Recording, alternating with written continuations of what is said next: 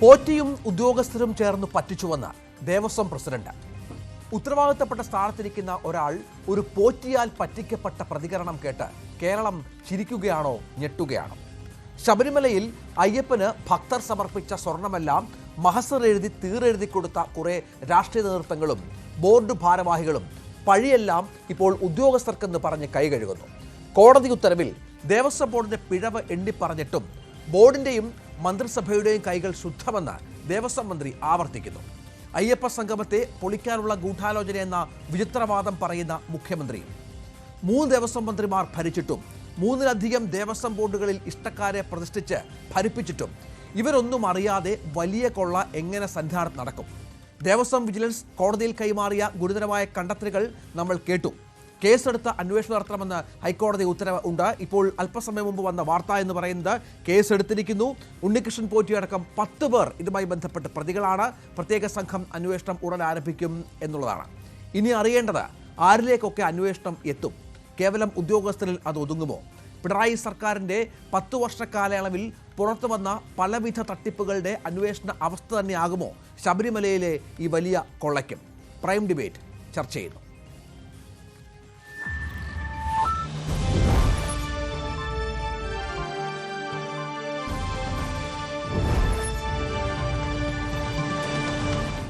വിശ്വ Hindu Parishad general secretary Shri advocate Anil Vilayil, Shri Reji Lukose ഇടത് നിരീക്ഷകൻ, ശ്രീ ജോർജ് ജോസഫ് മുൻ SP, ശ്രീ MS വേണുഗോപാൽ രാഷ്ട്രീയ നിരീക്ഷകൻ എന്നിവർ ഈ ചർച്ചയിൽ എന്നോടൊപ്പം ചേരുന്നു. ആദ്യം ശ്രീ ജോർജ് ജോസഫ്, ഇപ്പോൾ ഏറ്റവും ഒടുവിൽ പുറത്തു വരുന്ന വാർത്ത എന്ന് പറയുന്നത് വിജിലൻസ് ആസ്ഥാനത്ത് കോടതിയുടെ നിർദ്ദേശപ്രകാരം ഇപ്പോൾ കേസെടുത്തിരിക്കുന്നു.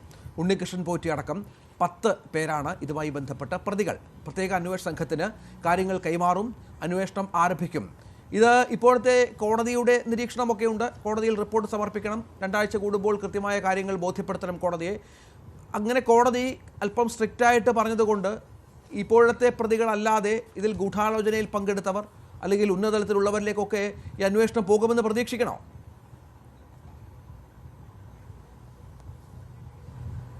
തീർച്ചയായിട്ടും അങ്ങനെയല്ലേ പോകാൻ ഒക്കുള്ളൂ. ഇത് എക്കോ വരുന്നുണ്ട്.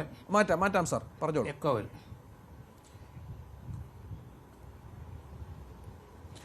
അപ്പോൾ 1998-99 കാലഘട്ടത്തിൽ വിജയം മല്യ എത്ര കിലോ സ്വർണമാണ് അവിടെ പൂശിയതും അവിടെ പാളി ചേർത്ത് വെച്ചത്? 44.800 ഗ്രാം. അതാണ് അവിടെ പൂശിയും അവിടെ പൊതിഞ്ഞും വെച്ചത്. അവിടെ മുതൽ തുടങ്ങണ്ട കാര്യങ്ങൾ. അതിനുശേഷം നമ്മൾ നോക്കിക്കോളൂ, 98-99 ശ്രീകോവിലെ മേൽക്കൂര ഇപ്പോഴും ഒക്കെ ഉണ്ട്. പ്രധാന വാതില്, ചുറ്റുമുള്ള തൂണുകള്, പണ്ടാരം, 4 കലശങ്ങള്, 3 കർണകൂടം, 4 വശത്തും ആനയുടെ രൂപം കൊത്തിയ തകിട്. ഇത്രയും സ്ഥലങ്ങളാണ് ഏകദേശം 44.800 കിലോഗ്രാം സ്വർണം കൊണ്ട് പൂശുകയും പൊതിയുകയും ചെയ്തത്. ഇതാണ് അടിസ്ഥാനപരമായ ആ സ്വർണം പൂശലും പൊതിയലും. പിന്നീട് നമ്മൾ നോക്കുമ്പോൾ 2009 ഉപദേവതാ ക്ഷേത്രമുണ്ട്, സ്വർണം പൂശിയിട്ടുണ്ട്. കന്നിമൂല ഗണപതിയും മാളികപ്പുറം ക്ഷേത്രം, നാഗരാജാവ്, ഈ 3 സ്ഥലത്തും സ്വർണം പൊതിയുകയും ചെയ്തിട്ടുണ്ട്. പിന്നെ നമ്മൾ നോക്കുമ്പോൾ 2017 കൊടിമരം പൊതിഞ്ഞിട്ടുണ്ട് സ്വർണത്തില്. അത് ഏകദേശം 9 കിലോ സ്വർണമാണ് അവിടെ വന്നിരിക്കുന്നത്. മറ്റൊന്ന് 2019 മാർച്ചില് അവിടെ ശബരിമല ശ്രീകോവിലിലെ വീണ്ടും സ്വർണം പൂശിയിട്ടുണ്ട്. അവിടെ മുതലാണ് തരികിട തുടങ്ങിയെന്ന് എനിക്കൊരു സംശയമുണ്ട്. അത് പള്ളിക്കത്തോട് CK കൺസ്ട്രക്ഷൻ, അങ്ങനെ ആ കൂടെ CK കൺസ്ട്രക്ഷന്റെ ഉടമ CK വാസുദേവൻ, ഉണ്ണികൃഷ്ണൻ പോറ്റി, രമേശ് ബാബു, ബെല്ലാരി സ്വദേശി ഗോവർദ്ധൻ, ഇത്രയും പേരാണ് അന്ന് ആ പൂശലുമായിട്ട് ബന്ധപ്പെട്ട് നിന്നത്. അപ്പം 2019 സ്വർണം പൊതിഞ്ഞ പാളികൾ അടിച്ചെടുത്തു കൊണ്ടുപോയി. അവിടാണ് കടത്തു തുടങ്ങിയത്. അത് സ്മാർട്ട് ക്രിയേഷനിൽ കൊണ്ടുപോയി. അതിന്റെ വിവരങ്ങളൊക്കെ നമുക്ക് മനസ്സിലായി. അപ്പൊ ശബരിമലയില് മൊത്തമായി എത്ര കിലോ സ്വർണം പൊതിഞ്ഞ് അല്ലെങ്കിൽ എത്ര കിലോ പൂശി അത് മുഴുവൻ അവിടുന്ന് കടത്തിയിരിക്കുന്നു എന്നുള്ളതാണ് ഇതിന്റെ പ്രത്യേകത. അത് തന്നെയല്ല സാർ, 60 ജോലിക്കാര് 2-3 മാസം കൊണ്ടാണ് വിജയ് മല്യയുടെ 44 കിലോ 800 ഗ്രാം സ്വർണം അവിടെ പൂശി നടപടിയെടുത്ത്. ഇനി അവിടെ ഒന്നുമില്ല, ചെമ്പ് മാത്രമായി അവശേഷിച്ചു എന്നാണ് ഞാൻ കരുതുന്നത്. കാരണം ഈ തട്ടിപ്പ്, ഇതുപോലൊരു തട്ടിപ്പ് ശബരിമലയിൽ നടത്തിയത് അവിടുത്തെ ദേവസ്വം മന്ത്രി മുതൽ അവിടുത്തെ ആ ദേവസ്വം ബോർഡ് പ്രസിഡന്റ്, മന്ത്രിമാര്, ഇവരെല്ലാം അറിയാതെ അവിടെ ഒന്നും ചെയ്യാൻ ഒക്കില്ല. ശബരിമലയിൽ നിന്ന് ഒരു സ്വർണം ഒരു സാധനവും വെളിയിൽ കൊണ്ടുപോകാൻ പാടില്ലല്ലോ. പക്ഷെ എങ്ങനെയാണ് ഇത് കൊണ്ടുപോയത്? ആരുടെ സ്വാധീനത്തിലാണ്? അവിടെയാണ് ഈ കള്ളത്തരത്തിൽ. കാരണം ഇത് അടിച്ചു മാറ്റി വെളിയിൽ കൊണ്ടുപോയി അതിന്റെ സ്വർണം പൂശിയതും പതിച്ചതും എല്ലാം അഴിച്ചെടുത്തിട്ട് ഡ്യൂപ്ലിക്കേറ്റ് വാതിലുമായിട്ട് വന്നിരിക്കുകയാണ്. അങ്ങനെ ഒരു വാതില് അവിടുത്തെ സ്റ്റോർ റൂമിൽ ഇരിപ്പുണ്ട് എന്ന് പറഞ്ഞ് ഉണ്ണികൃഷ്ണൻ പോറ്റി പറഞ്ഞെങ്കിലും അവിടുത്തെ സ്പെഷ്യൽ ഓഫീസർ SP അത് നോക്കിയിട്ട് കണ്ടില്ല എന്നും പറയുന്നുണ്ട്. പക്ഷെ ഒരു അഡീഷണൽ വാതിൽ നമുക്ക് ഉണ്ണികൃഷ്ണൻ പോറ്റിയുടെ പെങ്ങളുടെ വീട്ടിൽ നിന്ന് കിട്ടിയിരിക്കുന്നു. അപ്പൊ ഇതിനകത്ത് വ്യാപകമായി അവിടെ പൂശിയതും പതിച്ചതുമായ മുഴുവൻ സ്വർണവും പോയി കഴിഞ്ഞിരിക്കുന്നു. ഇതിന് കൂട്ടുനിന്നവരാരാണ്? അല്ല, ഈ നമ്മുടെ വിജിലൻസിന്റെ പ്രാഥമികമായ അന്വേഷണം അതിന്റെ റിപ്പോർട്ട് കോടതിയിൽ സമർപ്പിക്കുന്നു. അതിന്റെ അടിസ്ഥാനത്തിൽ കോടതി ചില നിരീക്ഷണങ്ങൾ നടത്തുന്നു. ഇന്നലെ അതുമായി ബന്ധപ്പെട്ട കോടതിയുടെ കണ്ടെത്തലൊക്കെ നമ്മൾ വരികയും ഉത്തരവ് നമ്മൾ വായിച്ചതും ചർച്ച ചെയ്തതുമൊക്കെയാണ്. അവിടെ അതനുസരിച്ചാണ് ഇപ്പോൾ 10 പേരെ, ഉണ്ണികൃഷ്ണൻ പോറ്റി അടക്കം മറ്റ് 9 പേരുള്ള ഉദ്യോഗസ്ഥരടക്കം 10 പേരെ പ്രതി ചേർത്ത് അന്വേഷണം ആരംഭിച്ചിരിക്കുന്നത്, കേസെടുത്ത് അന്വേഷണം ആരംഭിച്ചിരിക്കുന്നത്. നമുക്കറിയേണ്ടത് ഈ പറഞ്ഞതുപോലെ ഇവർ മാത്രമാണോ ഇതിൽ ഉൾപ്പെട്ടിട്ടുള്ളത് എന്നുള്ളതാണല്ലോ. സാധാരണ നമുക്കറിയാം പല അന്വേഷണങ്ങളും ഈ സർക്കാരിൻ്റെ വിജിലൻസ് ആണ്, ഈ സർക്കാരിൻ്റെ പ്രത്യേക അന്വേഷണ സംഘമാണ്, കോടതിയുടെ നിരീക്ഷണമുണ്ട് എങ്കിൽ പോലും ഇതിന് മുൻപുള്ള പല കേസുകളിലും ഇത്തരം ഗൗരവതരമായ പല ആരോപണങ്ങളും ഉന്നതതലങ്ങളിലേക്ക് അന്വേഷണം നീളത്തക്ക വിധത്തിലുള്ള പല ആരോപണങ്ങളും തെളിവുകളും ഒക്കെ പുറത്തു വന്നപ്പോൾ ഒടുവിൽ അന്തിമ റിപ്പോർട്ട് ഫലം വരുമ്പോൾ അതൊക്കെ ആവിയായി പോവുകയാണ്. അതിവിടെ സംഭവിക്കുമെന്നുള്ളതാണ് സംശയം.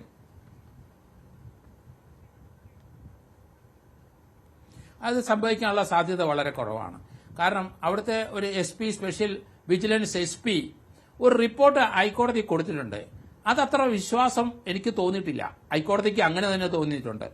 കാരണം അദ്ദേഹം ഇതിന്റെ ഒരു പാർട്ടാണല്ലോ. അദ്ദേഹം ഒരു SP റാങ്കിലെ ഒരാള് അവിടെ ഇരുന്നിട്ട് പിടി വീണു എന്ന് കഴിഞ്ഞപ്പം കുറെ അന്വേഷണം നടത്തി ഒരു റിപ്പോർട്ട് കൊടുത്തെന്ന് പറഞ്ഞാൽ അത് വിശ്വസിക്കാൻ കഴിയില്ല. അവിടെ ഒരു വിജിലൻസ് SP-യെ വെച്ചിരിക്കുന്നത് എന്തിനാണ്? ഇതുപോലെയുള്ള തട്ടിപ്പുകളൊക്കെ ഉണ്ടെങ്കിൽ കണ്ടുപിടിക്കാനല്ലേ. അപ്പൊ അദ്ദേഹം റിപ്പോർട്ട് ഹൈക്കോടതി ഒന്ന് ഈ തട്ടിപ്പ് കണ്ടുപിടിച്ച് അതിലേക്കൊരു അന്വേഷണം നടത്താൻ തുടങ്ങിയപ്പം തന്നെ വിജിലൻസ് ഓഫീസർ റിപ്പോർട്ട് കൊടുത്തതിനകത്തും അത് മുഴുവനായിട്ടും നമുക്ക് വിശ്വസിക്കാൻ കഴിയില്ല. പല കാര്യങ്ങളും അതിനകത്ത് ഒളിച്ചു വെച്ചിട്ടുണ്ടാവും. അതുകൊണ്ട് വിജിലൻസ് ഓഫീസറാണ് ആ റിപ്പോർട്ട് കൊടുത്തെന്ന് പറഞ്ഞാൽ അത് എന്നെപ്പോലെ ഒരു മനുഷ്യനെ വിശ്വസിക്കാൻ കഴിയില്ല. ഇതിനകത്ത് 10 പേരല്ല, ഇനി ധാരാളം പേര് വരും. ശരി, 2 അവിടുത്തെ പ്രസിഡന്റുമാര് അവിടെ 2 പേരുണ്ട്. ഈ വാസുവുണ്ട്, പത്മകുമാറും ഉണ്ട്. അവരുടെ റോൾ എന്താണ് ഈ പീരീഡിലുള്ളവര്? തീർച്ചയായിട്ടും അവരും പ്രതിസ്ഥാനത്ത് വരണ്ടേ? ശരി ശരി Devaswom board president Shri PS Prasanth ഇന്ന് രാവിലെ മാധ്യമങ്ങളെ കണ്ടിരുന്നു. അദ്ദേഹത്തിന്റെ വാക്കുകളിലേക്ക് ഒന്ന് പോകാം. പോറ്റിക്കെതിരെയും അദ്ദേഹം പൂജാരിയല്ലേ, കുഴപ്പമില്ല. കാരണം സോണിയാഗാന്ധിയുമായി ചേർന്ന് നിന്നുള്ള ഒരു ചിത്രം വന്നു. ബഹുമാനായ UDF കൺവീനർ അടൂർ പ്രകാശുമായി ചേർന്നുള്ള ഒരു ചിത്രം വന്നപ്പോൾ അദ്ദേഹം പറഞ്ഞ കമന്റ്, അതൊക്കെ പൂജാരിയല്ലേ. ഇപ്പോഴും പൂജാരി എന്നുള്ള മട്ടിലാണ് ഉണ്ണികൃഷ്ണൻ പോറ്റിയെ പുള്ളി വിലയിരുത്തുന്നത്. അതല്ലാതെ ഒരു കള്ളൻ അല്ലെങ്കിൽ ഒരു കൊള്ളക്കാരൻ എന്നുള്ള മട്ടിലേക്ക് പുള്ളി വരുന്നേയില്ല. ഇപ്പോഴും പുള്ളി കള്ളൻ എന്ന് പറയുന്നത് തന്നെയാണ്. അതെനിക്ക് മനസ്സിലായി. അതിന്റെ ചെയ്ത ഉപകാരം എനിക്ക് മനസ്സിലാവുന്നില്ല. ശ്രീ റെജി ലൂക്കോസ് ദേവസ്വം ബോർഡിന്റെ പ്രസിഡന്റാണ്. അതായത് ഇത്രയും നാൾ 4-5 വർഷം ശബരിമലയിലെ കാര്യങ്ങൾ നിയന്ത്രിച്ചിരുന്ന ഒരാളെക്കുറിച്ച് ഇപ്പോൾ പ്രസിഡന്റിന്റെ കണ്ടെത്തലാണ് കള്ളനാണ്. ഇത്രയും നാൾ മനസ്സിലായില്ല ഇങ്ങനൊരു കള്ളനെയാണ് കൂട്ടുപിടിച്ചിരിക്കുന്ന ഇത്തരം കാര്യങ്ങളെന്ന്. ഏറ്റവും ഒടുവിൽ കോടതി ഇടപെടുന്നു, വിജിലൻസിന്റെ കേസ് വരുന്നു, റിപ്പോർട്ട് വരുന്നു. അത് കോടതി വളരെ കൃത്യമായി പരാമർശിക്കുന്നു. സ്വർണം നഷ്ടപ്പെട്ടു എന്ന് പുറത്തു വരുമ്പോൾ പറയുകയാണ് കള്ളനാണ്. അപ്പോൾ ഇപ്പോൾ തള്ളി പറയുകയാണ് ഉദ്യോഗസ്ഥരും പ്രതികളാണ് എന്ന്. എന്തൊരു പ്രസിഡന്റാണ്! അല്ല രഞ്ജിത്ത്, ആ പ്രസിഡന്റ് പറഞ്ഞതിനകത്ത് ഉള്ള വസ്തുതകളെന്നുള്ളതാണ് നിങ്ങൾ മനസ്സിലാക്കാത്തത്. അദ്ദേഹം ചാർജ് എടുത്തതിന് മാസങ്ങൾ മാത്രമേ ഉള്ളൂ. തന്നെ പോലെ അദ്ദേഹം ചാർജ് എടുത്തതിന് ശേഷമാണ് ഈ 2ാം വട്ടം 2025-ൽ പിന്നെ ഈ പറയുന്ന ചെന്നൈയിൽ ഇത് പൂശാനായിട്ട് കൊണ്ടുപോകുന്നത്. അപ്പോൾ ഇയാള് അപേക്ഷ കൊടുത്തതിന്റെ ഫലമായിട്ട് ഇയാൾ ഗ്യാരണ്ടറായിട്ട്, അതായത് ഈ പോറ്റി ഗ്യാരണ്ടറായി നിൽക്കുന്ന ഈ സാഹചര്യത്തിലും അയാളെ വിശ്വാസക്കുറവുള്ളതുകൊണ്ട്, അയാളെ കാര്യത്തിൽ സംശയമുള്ളതുകൊണ്ടാണ് അദ്ദേഹത്തിന് ഉത്തരവിട്ടിരുന്നത് ദേവസ്വം ബോർഡ് ഉദ്യോഗസ്ഥന്മാരുടെ കയ്യിൽ തന്നെ ഈ പറയുന്ന ഈ ചെമ്പ് പൂശാനായിട്ട് ചെന്നൈയിലേക്ക് കൊടുത്തുവിട്ടു. ഉദ്യോഗസ്ഥന്മാർ അവിടെ കാവലിൽ നിന്ന് അത് തിരിച്ചു കൊണ്ടുവന്നു. അത് കോടതി പരാമർശത്തിലൂടെ തന്നെ തെളിയുകയും ചെയ്തിട്ടുണ്ട്. അപ്പൊ പിന്നെ എങ്ങനെയാണ് പ്രശാന്തിനെ കുറ്റപ്പെടുത്താൻ പറ്റുന്നത്? എനിക്ക് ഒട്ടും മനസ്സിലാകുന്നില്ല ആ ഒരു കാര്യം. അപ്പൊ ഒരു ഇച്ഛാശക്തിയോട് തന്നെ ഇയാളെ മാറ്റി നിർത്തിയ ഒരു ദേവസ്വം ബോർഡ് പ്രസിഡന്റാണ് പ്രശാന്ത്. അപ്പൊ പ്രശാന്തിനെ അല്ല ഇതിനകത്ത് കുറ്റപ്പെടുത്താൻ പറ്റും. പക്ഷെ കുറ്റപ്പെടുത്തേണ്ട വേറെ ചില ആളുകളുണ്ട്. അത് കോടതി കണ്ടെത്തി കഴിഞ്ഞു. 9 പേരുടെ ലിസ്റ്റ് കോടതി പുറത്തിറക്കിയിട്ടുണ്ട്. കോടതി ഉത്തരവ് തന്നെ ഉദ്യോഗസ്ഥർ മാത്രമാണ് അല്ല, ഉദ്യോഗസ്ഥർ മാത്രമാണ് അല്ലോ എന്നുള്ളവരെ SIT കണ്ടുപിടിക്കട്ടെ. ഞാൻ ഉദ്യോഗസ്ഥർ മാത്രമാണെന്ന് വിശ്വസിക്കാത്ത ഒരാളാണ്. പല ചർച്ചകൾ ഞാൻ തുറന്നു പറഞ്ഞിട്ടുണ്ട്. കാരണം അവിടെ പൂജാരിയുണ്ട്, പിന്നെ മേൽശാന്തിയുണ്ട്, അതുപോലെ തന്നെ അവിടെ തന്ത്രിയുണ്ട്. ഈ തന്ത്രിയും മേൽശാന്തിയും ഒക്കെ അതിനെ എപ്പോഴും കയറി ഇറങ്ങുന്നവരാണ്. മേൽശാന്തി ആണ് മേൽശാന്തിയോ അല്ലെങ്കിൽ തന്ത്രിയാണ് ഈ പറയുന്ന വാതില്, ഈ ശ്രീകോവിലിന്റെ വാതിൽ തുറക്കേണ്ട വ്യക്തികൾ. അവര് പോലും അറിഞ്ഞില്ല, അവർക്ക് പോലും ഇത് ചെമ്പാണെന്നുള്ള ധാരണ ഇങ്ങനെ കൊണ്ടുപോയില്ല എന്നൊക്കെ പറയാന്ന് പറഞ്ഞാൽ അത് വിശ്വസിക്കണമെങ്കിൽ ഏതെങ്കിലും ഒരു വിട്ടിക്ക് പോലും വിശ്വസിക്കാൻ പറ്റുന്നത് ഞാൻ വിചാരിക്കുന്നില്ല. അപ്പൊ അവരെയൊക്കെ ഈ അന്വേഷണത്തിന്റെ പരിധിയിൽ കൊണ്ടുവരും. ആ അന്വേഷണത്തിലൂടെ കണ്ടുപിടിക്കും. ഇപ്പൊ പോലീസ് ബഹുമാനപ്പെട്ട കോടതി നിരീക്ഷിച്ചിരിക്കുന്ന ഈ 9 പേര് ഉദ്യോഗസ്ഥന്മാരാണ്. ഉദ്യോഗസ്ഥന്മാർ മാത്രമല്ല, ഇപ്പൊ നേരത്തെ ജോർജ് പറഞ്ഞ ബെല്ലാരി സ്വദേശിയുണ്ട്, പിന്നെ ജയിനുണ്ട്, അതുപോലെ തന്നെ അവിടുത്തെ ഉദ്യോഗസ്ഥന്മാരുണ്ട്, അന്നത്തെ ദേവസ്വം പിന്നെ ഡെപ്യൂട്ടി കമ്മീഷണറുണ്ട്. അവരെല്ലാവരുടെ കൂടിയുള്ള ഒരു നെക്സസ് ആണ് ഇതിന്റെ പിന്നിൽ വർക്ക് ചെയ്യുന്നുള്ളത് വളരെ കൃത്യമായ കാര്യമാണ്. പക്ഷെ അവിടെ ഞാനിപ്പോ സൂചിപ്പിച്ചവർ, ഈ പത്മകുമാർ എന്ന് പറഞ്ഞ ബോർഡ് പ്രസിഡന്റ് പോലും അതിനകത്ത് മൗനമായിട്ടുള്ള എന്തെങ്കിലും നിസ്സംഗത അദ്ദേഹത്തിന്റെ ഭാഗത്തുണ്ടായിട്ടുണ്ടെങ്കിൽ അത് കണ്ടുപിടിക്കട്ടെ. അദ്ദേഹം സ്വാഗതം ചെയ്തിട്ടുണ്ടല്ലോ, ഇതിനെ തർക്കിക്കുന്ന കാര്യത്തിൽ. പക്ഷെ മുൻകൂട്ടി എങ്ങനെയാണ് ചെമ്പാണെന്ന് പറഞ്ഞൊരു ഡിക്ലറേഷൻ ഇറക്കണം? എനിക്കത് എത്ര ആലോചിച്ചിട്ട് എനിക്ക് മനസ്സിലാകുന്നില്ല. കാരണം ഇവിടെ പിന്നെ നമ്മുടെ ജോർജ് ജോസഫ് സാർ പറഞ്ഞതാണ് 40-44 കിലോ സ്വർണം പൊതിഞ്ഞെന്നാ പറഞ്ഞത്. പക്ഷെ ഡോക്യുമെന്റ്സ് മാതൃഭൂമി ദിനപത്രം അവർ അക്കാലത്തെ ഡോക്യുമെന്റ്സ് പുറത്തുവിട്ടപ്പോൾ അതിൽ പറയുന്നത് 30.5 കിലോ സ്വർണ്ണം എന്ന് പറയുന്നു. ഇപ്പോൾ കോടതി പറയുന്നത് 950 ഗ്രാം പിന്നെ സ്വർണമാണെന്ന് പറഞ്ഞു. ഇതിൽ ഏതാണ് വസ്തുത എന്നുള്ളവരും SIT കണ്ടുപിടിക്കട്ടെ. ഉയർന്ന ഏറ്റവും പിന്നെ പ്രാഗൽഭ്യം തെളിയിച്ചിട്ടുള്ള നിഷ്പക്ഷമതികളായിട്ടുള്ള ഉദ്യോഗസ്ഥരാണ് വെങ്കടേശ്വര നേതൃത്വത്തിൽ ഇത് അന്വേഷിച്ചുകൊണ്ടിരിക്കുന്നത്. ഞാൻ ഉറച്ചു വിശ്വസിക്കുന്നു സർക്കാർ ഈ അന്വേഷണത്തിന് ഒപ്പമാണെന്നുള്ളൊരു മുഖ്യമന്ത്രി പറഞ്ഞത് കൂടാതെ കൊണ്ട് തന്നെ ഈ ഉദ്യോഗസ്ഥർ ഈ കള്ളന്മാരെയും ഈ തട്ടിപ്പുകാരെയും ലോകത്തിന് മുമ്പിൽ നമ്മുടെ അഭിമാനം ഉയർത്തുന്നത് ശബരിമലയിൽ നടത്തിയ തട്ടിപ്പും കൊള്ളയും ആരൊക്കെയാണ് അതിന്റെ പിന്നിൽ പ്രവർത്തിച്ചവരെ പുറത്തു കൊണ്ടിരുന്നത് 100% വിശ്വസിക്കുന്ന ഒരാളാണ് ഞാൻ. അതുപോലെ തന്നെയാണ് സംസ്ഥാന മുഖ്യമന്ത്രിയും കേരള സർക്കാരും ദേവസ്വം ബോർഡിന്റെ മന്ത്രി വരെ പറഞ്ഞു വളരെ സ്വാഗതാർഹമായ നിലപാടാണ് കോടതിയുടെ ഭാഗത്തുണ്ടായിരിക്കുന്നത്. അപ്പൊ പിന്നെ ഇത് ആർക്കും ഇതിനകത്ത് ഈ അന്വേഷണത്തിൽ പോലും ആർക്കും കീഴടത്താൻ പറ്റുന്നില്ല. കാരണം എന്താ? ദേവസ്വം മന്ത്രിക്കും മുഖ്യമന്ത്രി പറയുന്നു ഗൂഢാലോചനയാണെന്ന് പറയുന്നു, ദേവസ്വം മന്ത്രി പറയുന്നു സ്വാഗതാർഹമാണെന്ന് പറഞ്ഞു. അതല്ലാതെ എന്ത് പറയേണ്ട ആദ്യം? കാരണം ഈ ശക്തമായ ദേവസ്വം ബോർഡ് നമുക്കറിയാം, പ്രധാനപ്പെട്ട നേതാക്കന്മാരൊക്കെയാണ് ദേവസ്വം ബോർഡ് പ്രസിഡന്റ് സ്ഥാനത്ത് വരുന്നത്. അവിടെ ദേവസ്വം ബോർഡ് മെമ്പർമാരുണ്ട്. അവിടെ ഇവരുടെ ഒന്നും നിരീക്ഷണമില്ലാതെ, ഇവരുടെ ഒന്നും അറിവില്ലാതെ ഇത്ര വലിയ തോതിലുള്ള അളവിലുള്ള സ്വർണവും പ്രധാനപ്പെട്ട അയ്യപ്പനുമായി ബന്ധപ്പെട്ട പ്രധാനപ്പെട്ട കാര്യങ്ങളുമൊക്കെ പുറത്തു പോയിട്ട് തിരിച്ചു വന്നു. മഹസ്തർ എഴുതി പുറത്തു പോകുന്നു. നേരത്തെ പറഞ്ഞ സ്വർണം ചെമ്പാകുന്നു. ഇവരൊന്നും അറിയുന്നില്ല. ഇപ്പോൾ ഏറ്റവും ഒടുവിൽ ഈ ഉണ്ണികൃഷ്ണൻ പോറ്റി എന്ന ആൾ അവിടെ വിലസിയിരുന്ന ഒരാളാണ്. ഇയാളെക്കുറിച്ച് പോലും മനസ്സിലാക്കാൻ സാധിക്കാതിരുന്ന, ഇയാൾ ഇത്ര വലിയ തട്ടിപ്പുകാരനാണ് എന്ന് മനസ്സിലാക്കാൻ സാധിക്കാതിരുന്ന ഒരു ഭരണസമിതിയാണ് എന്ന് പറയുമ്പോഴാണ് നമ്മളൊക്കെ മൂക്കത്ത് വിരൽ വെച്ച് പോകുന്നത്. ശ്രീ റെജി ലൂക്കോസ്. അല്ല രഞ്ജിത്ത്, 2004 മുതൽ ഇയാൾ അവിടുത്തെ പരിക്രമിയും സഹപൂജ ശാന്തിക്കാരനും ഒക്കെ ആയിട്ട് അവിടുത്തെ ഒരു ബ്രോക്കറെ പോലെ പ്രവർത്തിച്ച ആളാണെന്നുള്ളൊരു തെളിവ് പുറത്തോട്ട് വന്നില്ലേ? 2004 ബാംഗ്ലൂരിലെ ഒരു ക്ഷേത്രത്തിൽ നിന്നും മോശമായ ക്യാരക്ടർ ആയതുകൊണ്ട് പറഞ്ഞു വിട്ട അയാൾ നേരെ വന്നത് 2004 അതിൽ ശബരിമലയിലേക്കാണ്. 2004 മുതൽ അയാളവിടെ മത്സരിക്കൊണ്ടിരിക്കുകയാണ്. ഈ 2004 മുതൽ അവിടെ കോൺഗ്രസ് ഭരിച്ചിട്ടുണ്ട്, കേരളത്തിലെ UDF ഭരിച്ചിട്ടുണ്ട്, LDF ഭരിച്ചിട്ടുണ്ട്. ആ കാലഘട്ടങ്ങളിലൊക്കെ ഇയാളെ എങ്ങനെ കണ്ടുപിടിക്കാൻ പറ്റില്ലെന്നുള്ള ചോദ്യം ഞാനും ചോദിക്കുകയാണ്. പക്ഷെ അവിടെ ഈ 2019 മാത്രമല്ല അയാൾ വന്നിരിക്കുന്നത്. അയാൾ 2004 മുതൽ അവിടെ കുടിയടപ്പായിരുന്ന പറഞ്ഞത് തട്ടിപ്പുമായിട്ട്. അപ്പൊ എന്തുകൊണ്ട് ഈ കഴിഞ്ഞു പോയ ഭരണസമിതികൾക്ക് ഒന്നും ഇത് കണ്ടുപിടിക്കാൻ പറ്റിയിട്ടില്ല? അപ്പൊ there is something wrong. അതിൽ യാതൊരു സംശയമില്ല കാര്യത്തിൽ. അതുകൊണ്ട് തന്നെയാണ് നമ്മൾ പറയുന്നത് ഇപ്പോഴാണ് കണ്ടുപിടിച്ചത്. ഇപ്പോൾ എങ്ങനെയാ കണ്ടുപിടിക്കാൻ കാരണം ഉണ്ടായത്? ആ കാരണമാണ് ഏറ്റവും വിചിത്രം. അവിടെയാണ് ഇയാളുടെ രാഷ്ട്രീയ ബന്ധങ്ങളും ഇയാളുടെ പിന്നെ രാഷ്ട്രീയ ചായ്വുകളും ഇപ്പോൾ മാധ്യമങ്ങൾ പുറത്തു കൊണ്ടുവന്നിരിക്കുന്നത്. അയാള് പിന്നെ ഈ ആഗോള അയ്യപ്പ സംഗമം പൊളിക്കാൻ വേണ്ടിയിട്ട് 3 ദിവസം മുമ്പാണ് അയാളുടെ കയ്യിലിരിക്കുന്ന അയാളുടെ കസ്റ്റഡിയിലുള്ള പീഠം കണ്ടില്ലെന്ന് അയാൾ പരാതി കൊടുക്കുന്നത്. അങ്ങനെയാണ് കോടതി ഇടപെടുന്നതും വിജിലൻസ് അയാളുടെ സഹോദരിയുടെ വീട്ടിൽ നിന്ന് ഈ പീഠം കണ്ടുപിടിക്കുന്നതും. അവിടെ മുതൽ തന്നെ കേരളത്തിലെ പ്രതിപക്ഷ നേതാവിന് ചടുലമായിട്ടുള്ള പത്രസമ്മേളനങ്ങളൊക്കെ വലിയ രീതിയിലുള്ള ദുരൂഹതകൾ കേരളത്തിലെ പൊതുസമൂഹത്തിന് മുമ്പിൽ ഉയർത്തിയിട്ടുണ്ട്. അപ്പൊ അതുകൊണ്ട് കൃത്യമായിട്ടും ബഹുമാനപ്പെട്ട കോടതിയുടെ കർശനമായ നിയന്ത്രണത്തിലുള്ള ഈ അന്വേഷണം 100% ഇതിനകത്തെ ഫ്രോഡുകളെ അത് ശബരിമലയെ പറ്റിയൊക്കെ പിന്നെ പാളി കഥകിന്റെ പാളിയെ പറ്റിയൊക്കെ മോട്ടിച്ചോണ്ട് പോകാന്ന് പറഞ്ഞാൽ നമുക്ക് ചിന്തിക്കാൻ പറ്റുമോ? അതിലെ സ്വർണ്ണം അടിച്ചെടുക്കുക, ഇതെന്തൊരു നാടായത്? അതുകൊണ്ട് അത് കണ്ടുപിടിക്കും. ഒരു തർക്കമില്ല. അതിനകത്ത് രാഷ്ട്രീയം നമ്മൾ നോക്കേണ്ട കാര്യമില്ല. ആര് കുറ്റവാളികളാണെങ്കിലും അത് കണ്ടുപിടിക്കുന്ന യാതൊരു തർക്കമില്ല. കണ്ടുപിടിച്ചില്ല എങ്കിൽ അത് കേരളത്തിന്റെ ചരിത്രത്തിലേക്കുള്ള ഒരു കളങ്കമായിരിക്കും. കാരണം കേരളത്തിലെ എല്ലാ വിഭാഗത്തിൽപ്പെട്ട ജനങ്ങളും ഏറ്റവും ആദരവോടുകൂടി കാണുന്ന ഒരു സ്ഥാപനമാണ്, ഒരു മതേതര സ്ഥാപനമാണ് ശബരിമല. ആ ശബരിമലയിൽ നിന്ന് ഒരു തരി പൊന്ന് കട്ടെടുത്തിട്ടുണ്ടെങ്കിൽ അവന്റെ ജീവിതകാലം മുഴുവൻ അവൻ ജയിലിലടയ്ക്കണം. ഇത് കണ്ടുപിടിക്കുകയും ചെയ്യണം. അതിലേക്ക് ഈ ഗവൺമെന്റിന്റെ ഭാഗത്തുള്ള നടപടികളും ബഹുമാനപ്പെട്ട ഹൈക്കോടതിയിലെ ഇടപെടലും, ഇന്നിപ്പോ അവിടെ ബഹുമാനപ്പെട്ട ഹൈക്കോടതിയിലെ ജഡ്ജി വന്നിട്ട് നിലവറകളെല്ലാം പരിശോധിച്ചു. നാളെ ആറന്മുള പോയി ചെക്ക് ചെയ്യും. ഇതെല്ലാം വെളിച്ചത്തേക്ക് കൊണ്ടുവരും.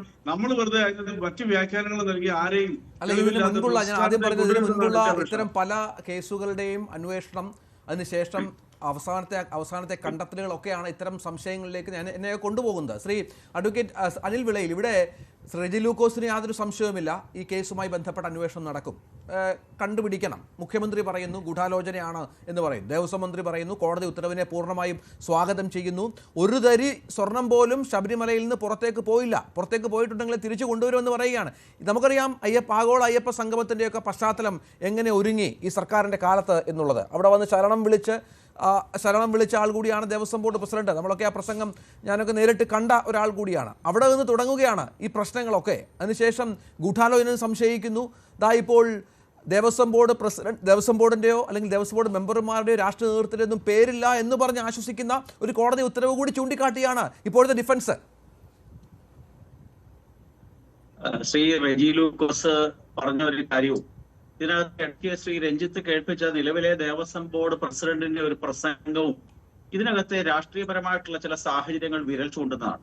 ശ്രീ റെജി ലൂക്കോസ് ഉൾപ്പെടെയുള്ള എല്ലാ ഇടതുപക്ഷ നിരീക്ഷകന്മാരും എല്ലാ ചർച്ചകളിലും സ്ഥിരമായി വിളമ്പുന്ന ഒരു കാര്യമാണ് ആഗോള അയ്യപ്പ സംഗമത്തിന്റെ ശോഭ കെടുത്താൻ വേണ്ടിയാണ് ഇപ്രകാരം ഒരു വിവാദം ഉണ്ടാക്കിയെന്ന്.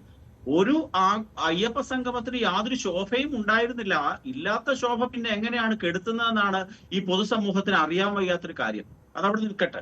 നമ്മൾ ശ്രദ്ധിക്കേണ്ട ഒരു കാര്യം, അദ്ദേഹം പറഞ്ഞു ആഗോള അയ്യപ്പ സംഗമത്തിന്റെ 3 ദിവസം മുമ്പാണ് ഉണ്ണികൃഷ്ണൻ പോറ്റി ഇപ്രകാരം ഒരു വിവാദം ഉണ്ടാക്കിയെന്ന്. അദ്ദേഹത്തിന് ഈ നാൾ വഴികളൊന്നും അറിയാത്തത് കൊണ്ടാണ്. സെപ്റ്റംബർ മാസം 7-ാം തീയതി ചന്ദ്രഗ്രഹണത്തിന്റെ ദിവസമാണ് ശബരിമലയിൽ നീ പാളി ഇളക്കിക്കൊണ്ട് പോയത്. തൊട്ടടുത്ത ദിവസമാണ് ഹൈക്കോടതിയിലേക്ക് ജില്ലാ ജഡ്ജിയായിട്ടുള്ള ശബരിമല സ്പെഷ്യൽ കമ്മീഷൻ റിപ്പോർട്ട് കൊടുക്കുന്നത്. ഞാൻ അറിഞ്ഞിട്ടേ ഇല്ല ഇപ്രകാരം ഒരു പാളി ഇളക്കിക്കൊണ്ട് പോയത്. അവിടെ നിന്ന് തിരിച്ചു വരാം. സാങ്കേതിക പ്രശ്നമുണ്ട് ശ്രീ അനിൽ വിളയിൽ. ശ്രീ വേണുഗോപാൽ, ഇവിടെ ഇന്നിപ്പോൾ പ്രത്യേക അന്വേഷണ സംഘം അവർ അന്വേഷണം ഏറ്റെടുക്കുമെന്ന് പ്രതീക്ഷിക്കണം.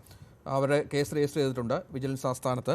അതിനുശേഷം 9 പ്രതികൾ, 10 പ്രതികൾ, മൊത്തം 10 പ്രതികളെ ഇതുമായി ബന്ധപ്പെട്ട് അവരെ പ്രതി ചേർത്തിട്ടുണ്ട്. നമുക്കറിയാം ഇന്നലത്തെ കോടതിയുടെ ഉത്തരവിൽ പറഞ്ഞിരിക്കുന്ന വളരെ പ്രധാനപ്പെട്ട ഒരുപക്ഷെ അസാധാരണമായ കോടതി വിധി എന്നൊക്കെ വേണമെങ്കിൽ പറയാം. അത്രത്തോളം കോടതിക്കും ഞെട്ടലുണ്ടാക്കിയ തരത്തിലുള്ള തെളിവുകളാണ്. എങ്ങനെ സംഭവിച്ചു എന്നൊക്കെ അത്ഭുതം കൂറുന്നുണ്ട് കോടതി ഈ വിഷയവുമായൊക്കെ ബന്ധപ്പെട്ട്. ഒരുപക്ഷെ നമ്മൾ കേട്ടിടത്തോളം ശബരിമലയുമായി ബന്ധപ്പെട്ട് നിരവധി ഇതിനു മുൻപും സംഭവവികാസങ്ങൾ ഉണ്ടായിട്ടുണ്ട് എങ്കിൽ പോലും ജനം മൂക്കത്ത് വിരൽ വെക്കുന്ന തരത്തിലുള്ള കടത്തലുകൾ, അതും ഉദ്യോഗസ്ഥരുടെ ഈ പറഞ്ഞതുപോലെ ഒരുപക്ഷെ ദേവസ്വം പ്രതിനിധികളായുള്ള ആളുകളുടെയൊക്കെ അറിവോടെ നടന്നു. എന്നിട്ടും ഇപ്പോൾ നടക്കുന്ന ഒരു ഡിഫൻസ്, അതെന്ത് വേണം മനസ്സിലാക്കാൻ? കൃത്യമായി തന്നെ ഗൂഢാലോചനയിലേക്ക്, ഇതുമായി ബന്ധപ്പെട്ട പങ്കാളിത്തം വഹിച്ചവരിലേക്ക് അന്വേഷണം പോകുമെന്ന്, അല്ലെങ്കിൽ അവർ പ്രതികളാകുമെന്ന് താങ്കൾ വിശ്വസിക്കുന്നുണ്ടോ? ഒരിക്കലും ഇല്ല എന്ന് മാത്രമല്ല, കുറേ ഈയാമ്പാറ്റകൾ ഇതിൻ്റെ പ്രതിക്കൂട്ടിൽ വരികയും അവർ ജയിലിൽ അടയ്ക്കപ്പെടുകയും ചെയ്യുമെന്നുള്ളത് സംശയമില്ല. കാരണം ഹൈക്കോടതിയാണ് ഇടപെട്ടിരിക്കുന്നത്. അപ്പോൾ അതിനകത്ത് നിസ്സാരമായിട്ട് പോവില്ല. ഇതിൽ കൊണ്ടുപോയ ഉണ്ണികൃഷ്ണൻ പോറ്റി അടക്കം, പിന്നെ ഇതിനകത്ത് ചെമ്പാണെന്നും സ്വർണം ചെമ്പാണെന്നും ചെമ്പ് സ്വർണ്ണമാണെന്നും ഒക്കെ എഴുതി കൊടുത്ത കുറേ ഉദ്യോഗസ്ഥന്മാരുണ്ട്. AO എന്നും അവിടുത്തെ കമ്മീഷണർമാരെന്നും ഒക്കെ പറഞ്ഞ് ഇരിക്കുന്ന കുറേ പേരുണ്ട്. അവർക്കും ഇതിൽ ചിലപ്പോൾ പങ്ക് വന്നേക്കാം. ബാക്കി അതിൻ്റെ മുകളിലോട്ട് പോകില്ല. ഒന്നാമത്തെ കാര്യം, പോകാതിരിക്കാൻ ദേവസ്വം ബോർഡിൻ്റെ ബോർഡ് മീറ്റിങ്ങിൽ അങ്ങനെ ഒരു തീരുമാനമേ എടുത്തിട്ടില്ല എന്നുള്ളത് വിജിലൻസ് ഹൈക്കോടതിയിൽ കൊടുത്തു കഴിഞ്ഞു. അപ്പോൾ ദേവസ്വം ബോർഡിൻ്റെ മെമ്പറും അതിൻ്റെ മുകളിലോട്ടുള്ളവരും എല്ലാം ക്ലീനായി കഴിഞ്ഞു. അപ്പോൾ ഇനി താഴോട്ടുള്ളതിൽ ഇത് ചുമന്നുകൊണ്ട് പോയ ആൾ, ഇത് അഴിച്ചു കൊടുത്തയാൾ, ഇങ്ങനെയായിരിക്കും ഇത് പോകുന്നത്. ഇതൊന്നും ഫലപ്രാപ്തിയിലെത്തുകയില്ല. സുപ്രീം കോടതി നേരിട്ട് നടത്തിയാൽ പോലും ഇത് ഫലപ്രാപ്തിയിലെത്തില്ല. കാരണം ഇതിനകത്ത് കോടതിക്ക് ഒരു പരിധിയുണ്ട്. കോടതിക്ക് ഇപ്പോൾ കെ ടി ശങ്കരൻ ജസ്റ്റിസിനെ വിട്ടു, അത് പരിശോധിക്കാനായിട്ട് വിട്ടു എന്നുള്ളത് സത്യം തന്നെയാണ്. പക്ഷേ ഇൻവെസ്റ്റിഗേഷന് ഡയറക്റ്റായിട്ട് ഹൈക്കോടതിക്ക് വരാൻ കഴിയില്ല. അപ്പോൾ അത് SITക്ക് തന്നെ ആയിരിക്കും ഏൽപ്പിക്കുക. അപ്പോൾ SITയുടെ അന്വേഷണത്തിൽ ഒരു പരിധിയുണ്ട്, ആ പരിധിക്കപ്പുറം അവർക്ക് പോകാൻ കഴിയില്ല എന്നുള്ളത് ഉറപ്പാണ്. അതിൽ അവർ രേഖകളാണ് നോക്കുക, തെളിവുകൾ എന്ന് പറഞ്ഞ് രേഖകളാണ് എടുക്കുക. ആ രേഖകൾക്കപ്പുറം അവർ പോകാൻ സാധ്യതയില്ല. രേഖകൾക്കപ്പുറം പോകണമെങ്കിൽ ഒരു ഡിറ്റക്റ്റീവ് ഇൻവെസ്റ്റിഗേഷൻ തന്നെ നടത്തേണ്ടിയിരിക്കുന്നു. അതായത് ഇതിൻ്റെ പണം പോയ നാൾ വഴികൾ മൊത്തം സഞ്ചരിച്ച് എവിടെയൊക്കെ സഞ്ചരിച്ചിട്ടുണ്ട്, ആരുടെയൊക്കെ ബാങ്ക് അക്കൗണ്ടിലേക്ക് ഇതിൻ്റെ ബാക്കി ഭാഗങ്ങൾ പോയിട്ടുണ്ട് എന്നുള്ളത് വരെയുള്ള ഒരു ഡിറ്റക്റ്റീവ് ഇൻവെസ്റ്റിഗേഷൻ നടത്തണം. അതിന് ഈ SITക്ക് കഴിയുമോ എന്നുള്ളത് സംശയമാണ്. അതിൻ്റെ പിന്നെ ADGP വളരെ മാന്യനായ വ്യക്തിയാണെന്ന് എനിക്കറിയാം. പക്ഷേ അതുകൊണ്ട് മാത്രം കാര്യമില്ല. അവരുടെയും കൈകൾ പലതും പിന്നെ ബന്ധനസ്ഥനാണ്. ഹൈക്കോടതിയുടെ മേൽനോട്ടത്തിലാണെങ്കിൽ പോലും അവർക്കും ഒരുപാട് ലിമിറ്റേഷൻസ് ഇതിനകത്ത് വരാനാണ് സാധ്യത. വിജിലൻസ് ദേവസ്വം വിജിലൻസ് ഉദ്യോഗസ്ഥർ നൽകിയ പ്രാഥമികമായ തെളിവുകളുടെ അടിസ്ഥാനത്തിലാണ് ഇത്ര ഗുരുതരമായ പരാമർശങ്ങൾ കോടതി ഭാഗത്തുണ്ടായിരിക്കുന്നത്. ആ പരാമർശങ്ങൾ അതെ, നമ്മൾ പറഞ്ഞതുപോലെ കോടതിക്ക് നേരിട്ട് പോയി കണ്ടെത്താൻ പറ്റില്ല. ഈ അന്വേഷണ വഴികളിൽ തെളിയുന്ന കാര്യങ്ങൾ അത് വളരെ കൃത്യമായി തന്നെ എല്ലാവരിലേക്കും എത്തുക എന്നുള്ളതാണ്. വിജിലൻസ് അങ്ങനെ ഇപ്പൊ ചാടിക്കറി കൊടുത്തത് തന്നെ എന്തുകൊണ്ടാണ്? അപ്പോൾ അത് പിന്നെ ഒരു അയൺ കർട്ടൻ അവിടെ ഇട്ടിരിക്കുകയാണ്. അതായത് ഉദ്യോഗസ്ഥന്മാരിലേക്ക് മാത്രം നിൽക്കുന്നതും ദേവസ്വം ബോർഡിലെ മെമ്പർ, പ്രസിഡന്റ് മുതൽ മുകളിലോട്ടുള്ളവരുടെ ഭാഗത്തേക്ക് ഒന്നും വേണ്ട എന്നുള്ള വിധത്തിലേക്ക് ഒരു അയൺ കർട്ടൻ അവിടെ വന്നിരിക്കുകയാണ്. ഇനിയിപ്പോൾ അതിൽ എന്ത് അന്വേഷണമാണ് പോകാനുള്ളത്? ഒരു കാര്യം ഞാൻ പറയാം, സർക്കാർ ഈ പരിപാടി വെച്ച് അവസാനിപ്പിക്കേണ്ടതാണ്. കാരണം സർക്കാരിന് പിന്നെ ഇപ്പോൾ ആധുനിക മാനേജ്മെൻറ്റ് സിസ്റ്റത്തിൽ സർക്കാർ എന്ന് പറയുന്നത് ട്രഷറി, പ്രധാനപ്പെട്ട അഡ്മിനിസ്ട്രേറ്റീവ് ആക്ടിവിറ്റീസ്, പിന്നെ പോലീസ്, പിന്നെ ഇന്ത്യ ഗവൺമെൻറ് ആണെങ്കിൽ പട്ടാളം, ഇങ്ങനെയൊക്കെയുള്ള വളരെ ലിമിറ്റഡ് ആയിട്ട് കാര്യങ്ങളിലേക്ക് പോയിട്ട് ബാക്കി മുഴുവൻ പൊതുമേഖലാ പിന്നെ മറ്റ് സെക്ടറുകളിലേക്ക് വിട്ടുകൊടുക്കുകയാണ് ചെയ്യുന്നത്. ഇവിടെ സർക്കാർ നടത്തുന്നത് എല്ലാ കാര്യങ്ങളും നമ്മുടെ സർക്കാർ ഏറ്റെടുത്ത് നടത്തുന്ന അവസ്ഥ വരുന്നത് കൊണ്ടാണ് ഇതുണ്ടാകുന്നത്. ഇത് ഒരിക്കലും ഒന്നാമത്തെ കാര്യം, ഇതിൽ ഈ ആരാധനയെ സംബന്ധിച്ചുള്ളത്, ആചാരങ്ങളെ സംബന്ധിച്ചുള്ള കാര്യങ്ങളൊന്നും സർക്കാർ നടത്തിയാൽ ശരിയാവില്ല. ചായ ഉണ്ടാക്കാൻ പറ്റുന്നില്ല സർക്കാരിന്. KTDC ഹോട്ടലിൽ നിന്നൊരു ചായ കുടിക്കുന്നതും തട്ടുകടയിൽ നിന്നൊരു ചായ കുടിക്കുന്നതും തമ്മിലുള്ള വ്യത്യാസം നമ്മൾ പറയില്ലേ, വിലയിലും വ്യത്യാസം, ക്വാളിറ്റിയിലും വ്യത്യാസം. ഇത് എന്തുകൊണ്ട് സംഭവിക്കുന്നു എന്ന് വെച്ചാൽ സർക്കാരിൽ അതിനൊക്കെ ലിമിറ്റേഷൻസ് ഉണ്ട്. കാരണം ഇതൊക്കെ സ്റ്റോക്ക് എടുക്കുക, സ്റ്റോക്ക് വയ്ക്കുക, എന്നിട്ട് അത് അളവെടുക്കുക, അളവനുസരിച്ച് ഒഴിക്കുക, കൊടുക്കുക, ഇങ്ങനെയൊക്കെ പറയുമ്പോൾ ഒരുപാട് പ്രശ്നങ്ങൾ വരും. ഈ പ്രശ്നങ്ങൾ ഈ ദേവസ്വം ബോർഡിനുമുണ്ട്. ദേവസ്വം ബോർഡിൽ ഇപ്പോൾ എല്ലാവരും പറയുന്നുണ്ട് 44 കിലോ സ്വർണ്ണം. അത് വിജയ് മല്യ കൊടുത്ത ആ റെക്കോർഡ് ഉള്ളതുകൊണ്ടാണ്. അവിടെ 440 കിലോയും അല്ല, 4000 കിലോയും അല്ല, അതിലധികം സ്വർണം ഈ കാലഘട്ടങ്ങളിലൊക്കെ വന്നത്. അത് എവിടെയുണ്ട്? ഏത് റെക്കോർഡിലുണ്ട്? വന്നു പോയിട്ടുണ്ട്. കാരണം അവിടെ വരുന്ന ഭക്തൻ 8 പിടി 10 പിടിയുള്ള മാല സ്വാമിയെ ശരണയ്യപ്പ എന്ന് പറഞ്ഞുകൊണ്ട് എടുത്ത് എറിഞ്ഞു കൊടുക്കുകയാണ് വിഗ്രഹത്തിന്റെ നേരെ. മോതിരം എടുത്ത് എറിഞ്ഞു കൊടുക്കുകയാണ്, രത്നങ്ങൾ ഇഷ്ടം പോലെ എടുത്ത് എറിഞ്ഞാണ്, സ്വർണ്ണ കിഴി കെട്ടി എറിയുകയാണ്. ഇതൊക്കെ എവിടെ പോയി? ഇതൊക്കെ ഏത് റെക്കോർഡിലുണ്ട്? ഈ ആരുടെ കയ്യിലാണ് ഇതിരിക്കുന്നത്? അപ്പൊ നമ്മളിപ്പോ 44 കിലോയിൽ നിന്നാണ് കളിക്കുന്നത്. അത് കാരണം എന്തുകൊണ്ടാണ്? വിജയ് മല്യ എന്ന് പറഞ്ഞ ഒരാള് ഇതിങ്ങനെ പതിക്കുന്നതിനായിട്ട് പ്രത്യേകമായിട്ട് കൊടുത്തത് കൊണ്ട് ആ ഒരു റെക്കോർഡ് അവിടെ ഉള്ളതുകൊണ്ടാണ്. ഇല്ലെങ്കിൽ ഇതുപോലും കാണില്ല. വിജയ് മല്യ കോയിനായിട്ട് അവിടെ ഇട്ടെങ്കിൽ അതും ഇപ്പം സ്വാഹായനെ. അത് മാത്രമല്ല, ഇപ്പോൾ ഈ പുറത്തു വരുന്നത് ഈ നമ്മളിപ്പോൾ ശബരിമലയുമായിട്ട് ബന്ധപ്പെട്ട ചർച്ചയാണെങ്കിൽ പോലും കേരളത്തിലെ മറ്റ് നിരവധി ക്ഷേത്രങ്ങളിൽ നടക്കുന്ന കൊള്ളകൾ, അതുമായി ബന്ധപ്പെട്ട കണക്കുകൾ ഓരോ ദിവസവും പുറത്തു വരികയാണ്. മാധ്യമങ്ങളിലേക്ക് അന്വേഷണത്തിൽ ഭക്തരുടെയൊക്കെ പരാതി പല സ്ഥലങ്ങളിലും പൊങ്ങി വരികയാണ്. അങ്ങനെ കുത്തഴിഞ്ഞ ഒരു സംവിധാനമായി മൊത്തത്തിൽ ഇത് മാറി എന്നുള്ളതാണല്ലോ. കുത്തഴിഞ്ഞ സംവിധാനം സർക്കാരിലാണെങ്കിൽ കുത്തഴിഞ്ഞ സംവിധാനം ആവുമല്ലോ. നമ്മുടെ സർക്കാരിൽ എങ്ങനെയാണ്? സർക്കാരിലെല്ലാം ചെയ്യുന്നത് എങ്ങനെയാണ്? ഒരു കോൺട്രാക്ടർ ഏൽപ്പിക്കല്ലേ ഇന്ന്. ഇപ്പോൾ PWD പോലും ഡയറക്റ്റ് ആയിട്ട് ഒരു കാര്യം ചെയ്യുന്നില്ലോ. പാലം ഉണ്ടാക്കുന്നതും റോഡ് ഉണ്ടാക്കുന്നതും എല്ലാം കോൺട്രാക്ടറാണ്. അപ്പോൾ കോൺട്രാക്ടർക്കും ഉദ്യോഗസ്ഥനും രാഷ്ട്രീയ നേതൃത്വത്തിനും ഇടയിൽ നടക്കുന്ന ട്രാൻസാക്ഷനുകൾ എന്തൊക്കെയാണ്? ഇതിൽ എന്തെങ്കിലും പ്രശ്നം വന്നാൽ ആരാണ് പിടിക്കപ്പെടുന്നത്? എഞ്ചിനീയർ, PWD എഞ്ചിനീയറാണ് പിടിക്കപ്പെടുന്നത്. കാരണം എന്താ പറയുക, അയാളാണിത് ഒപ്പിട്ട് കൊടുക്കുന്നത്. അപ്പോൾ രേഖ അയാളുടെ പേരിലേ ഉള്ളൂ. അത് പിന്നെ മുകളിലോട്ട് പോവില്ല. അത് ഇത് റെക്കമെൻഡ് ചെയ്യാനായിട്ട് ചിലപ്പോൾ വന്ന MLA ഇത് ഇങ്ങനെ രീതിയിൽ തന്നെ ചെയ്യണമെന്ന് പറഞ്ഞാൽ മന്ത്രിയോ ഒന്നും അതിനകത്ത് ഒരിക്കലും വരികയില്ല. കാരണം ഫോൺ വിളിച്ചായിരിക്കും പറഞ്ഞിരിക്കുന്നത്, അല്ലെങ്കിൽ ചിലപ്പോൾ മുഖത്തോട് മുഖം നോക്കി നേരിട്ട് രഹസ്യമായിട്ടായിരിക്കും പറഞ്ഞിരിക്കുന്നത്. അതൊന്നും റെക്കോർഡിലില്ല. ADGP അല്ല, സാക്ഷാൽ DGP അന്വേഷിച്ചാലും ഇത്തരം കാര്യങ്ങളൊന്നും ഒരിക്കലും രംഗത്ത് വരികയില്ല, വെളിച്ചത്ത് വരികയില്ല. പാവപ്പെട്ടെന്ന് ഞാൻ പറഞ്ഞില്ല, ഇതിനൊപ്പം ഒത്തുനിന്ന് കളിക്കുന്ന കുറേ ഉദ്യോഗസ്ഥന്മാർ, അവർ നല്ല പിന്നെ എല്ലാം പഠിച്ചവർ തന്നെയാണ്. എല്ലാ വിഷവും അവരുടെ ഉള്ളിൽ ഉണ്ടാവാം. പക്ഷേ അത്തരത്തിലുള്ള കുറേ ഉദ്യോഗസ്ഥന്മാർ സർക്കാരിലുണ്ട്, പിന്നെ പൊതുമേഖലാ സ്ഥാപനത്തിലുണ്ട്, ദേവസ്വം ബോർഡിലുമുണ്ട്. ഇതിൽ നല്ലവർ ഒത്തിരി പേരുണ്ട്. പക്ഷേ അവരെയൊക്കെ മാറ്റി, സർക്കാരിൽ ചെയ്യുന്ന പോലെ തന്നെ നല്ല ഉദ്യോഗസ്ഥനെ മാറ്റി നിർത്തും. കുഴപ്പക്കാരനായവനെ അവൻ മിടുക്കനാണെന്നും പറഞ്ഞുകൊണ്ട് പോസ്റ്റ് ചെയ്യുകയും ചെയ്യും. എന്തെങ്കിലും കൂടുതൽ മിടുക്ക് കാണിച്ചിട്ടുണ്ടെങ്കിൽ അയാൾക്ക് മിക്കവാറും ട്രാൻസ്ഫർ ആയിരിക്കും, സസ്പെൻഷൻ ആയിരിക്കും, അല്ലെങ്കിൽ ഏറ്റവും കൊള്ളാത്തൊരു വകുപ്പിലേക്ക് പോസ്റ്റ് ചെയ്യും. അവിടെ പോസ്റ്റ് ചെയ്യുന്നതിന് കോടതി വിധി വാങ്ങിച്ചുകൊണ്ട് വരുമ്പം അതിനേക്കാൾ മോശമായ സ്ഥലത്തേക്ക് പോസ്റ്റ് ചെയ്യും. ഇതൊക്കെയാണ് നടക്കുന്നത്. സർക്കാരിൽ തന്നെ സെക്രട്ടേറിയറ്റിൽ നടക്കുന്ന ഇതാണ്, വകുപ്പുകളിൽ നടക്കുന്ന ഇതാണ്. പിന്നെ ദേവസ്വം ബോർഡിൽ ഒരു ഓട്ടോണമസ് ബോഡി എന്നാണ് പറയുന്നത്. ഓട്ടോണമസ് ബോഡി എന്ന് പേര് മാത്രമേ ഉള്ളൂ. ഇത് ഒരു ഓട്ടോണമസി ഇല്ല. അതെല്ലാം ഓരോരുത്തരുടെ കൈകളിൽ നിക്ഷിപ്തമായി നിൽക്കുകയാണ്. ഇത് ശരിക്കും പറഞ്ഞാൽ ഇന്നത്തെ ദേവസ്വം ബോർഡ് പ്രസിഡന്റൊക്കെ ആലോചിക്കേണ്ടതാണിത്. മന്നത്ത് പത്മനാഭൻ ഇരുന്ന കസേരയാണ്, ആർ ശങ്കർ ഇരുന്ന കസേരയിലാണ് ഇവരൊക്കെ ഇരിക്കുന്നത്. മനസ്സിലായില്ലേ? ഹിന്ദുക്കളുടെ താല്പര്യങ്ങൾക്കായിട്ട് സ്വന്തം ജീവൻ പോലും ത്യജിച്ചുകൊണ്ട് ജീവിതകാലം മുഴുവൻ പ്രവർത്തിച്ച ഹിന്ദു നേതാക്കളൊക്കെ ഇരുന്ന സ്ഥലത്താണ് ഇവരൊക്കെ ഇരിക്കുന്നത്. അവരൊക്കെ പൂർണ്ണമായി അന്ന് ദേവസ്വം ബോർഡ് പോലും ഇല്ല. 1949 ആർ ശങ്കറും മന്നത്ത് പത്മനാഭനും കൂടെ ചേർന്നാണ് ഇങ്ങനെ ഒരു ദേവസ്വം ബോർഡ് ഉണ്ടാക്കുന്നതിന് വേണ്ടിയിട്ട് ശ്രമിച്ചത്. എന്നിട്ട് അവരാണ് ഇതിന് രൂപം കൊടുത്തത്. അത് കഴിഞ്ഞിട്ടാണ് ഇത് തിരുവിതാംകൂർ കൊച്ചിൻ ദേവസ്വത്തിൻ്റെ കയ്യിൽ, ഗവൺമെൻറ്റിൻ്റെ കയ്യിൽ വന്നത്, തിരുക്കൊച്ചി ഏകീകരണത്തോടു കൂടി. അത് കഴിഞ്ഞ് 57 കേരള സർക്കാർ ഉണ്ടായപ്പോഴാണ് ഇത് മുഴുവൻ സർക്കാരിൻ്റെ കൈവശം വന്നത്. ആ സർക്കാരിൻ്റെ കൈവശം വന്ന് പൂർണ്ണമായി ഇങ്ങനെ ആയതോടു കൂടിയാണ് അവിടെ ഭക്തർക്ക് സ്ഥാനമില്ല, ഭക്തിയുള്ളവർക്ക് ദേവസ്വം ബോർഡിൽ സ്ഥാനമില്ലാതായി. വിഭക്തിയുള്ളവരാണ് അവിടെ ഇരിക്കുന്നത്. വിഭക്തിയുള്ളവർ ഇരിക്കുമ്പോൾ അവർക്ക് ഇതുപോലെ എന്തും കാണിക്കാം. അതുകൊണ്ടാണ് ദേവസ്വം ബോർഡിൽ എന്ത് പരീക്ഷണം നടത്തിയാലും വിജയിക്കാത്തത്.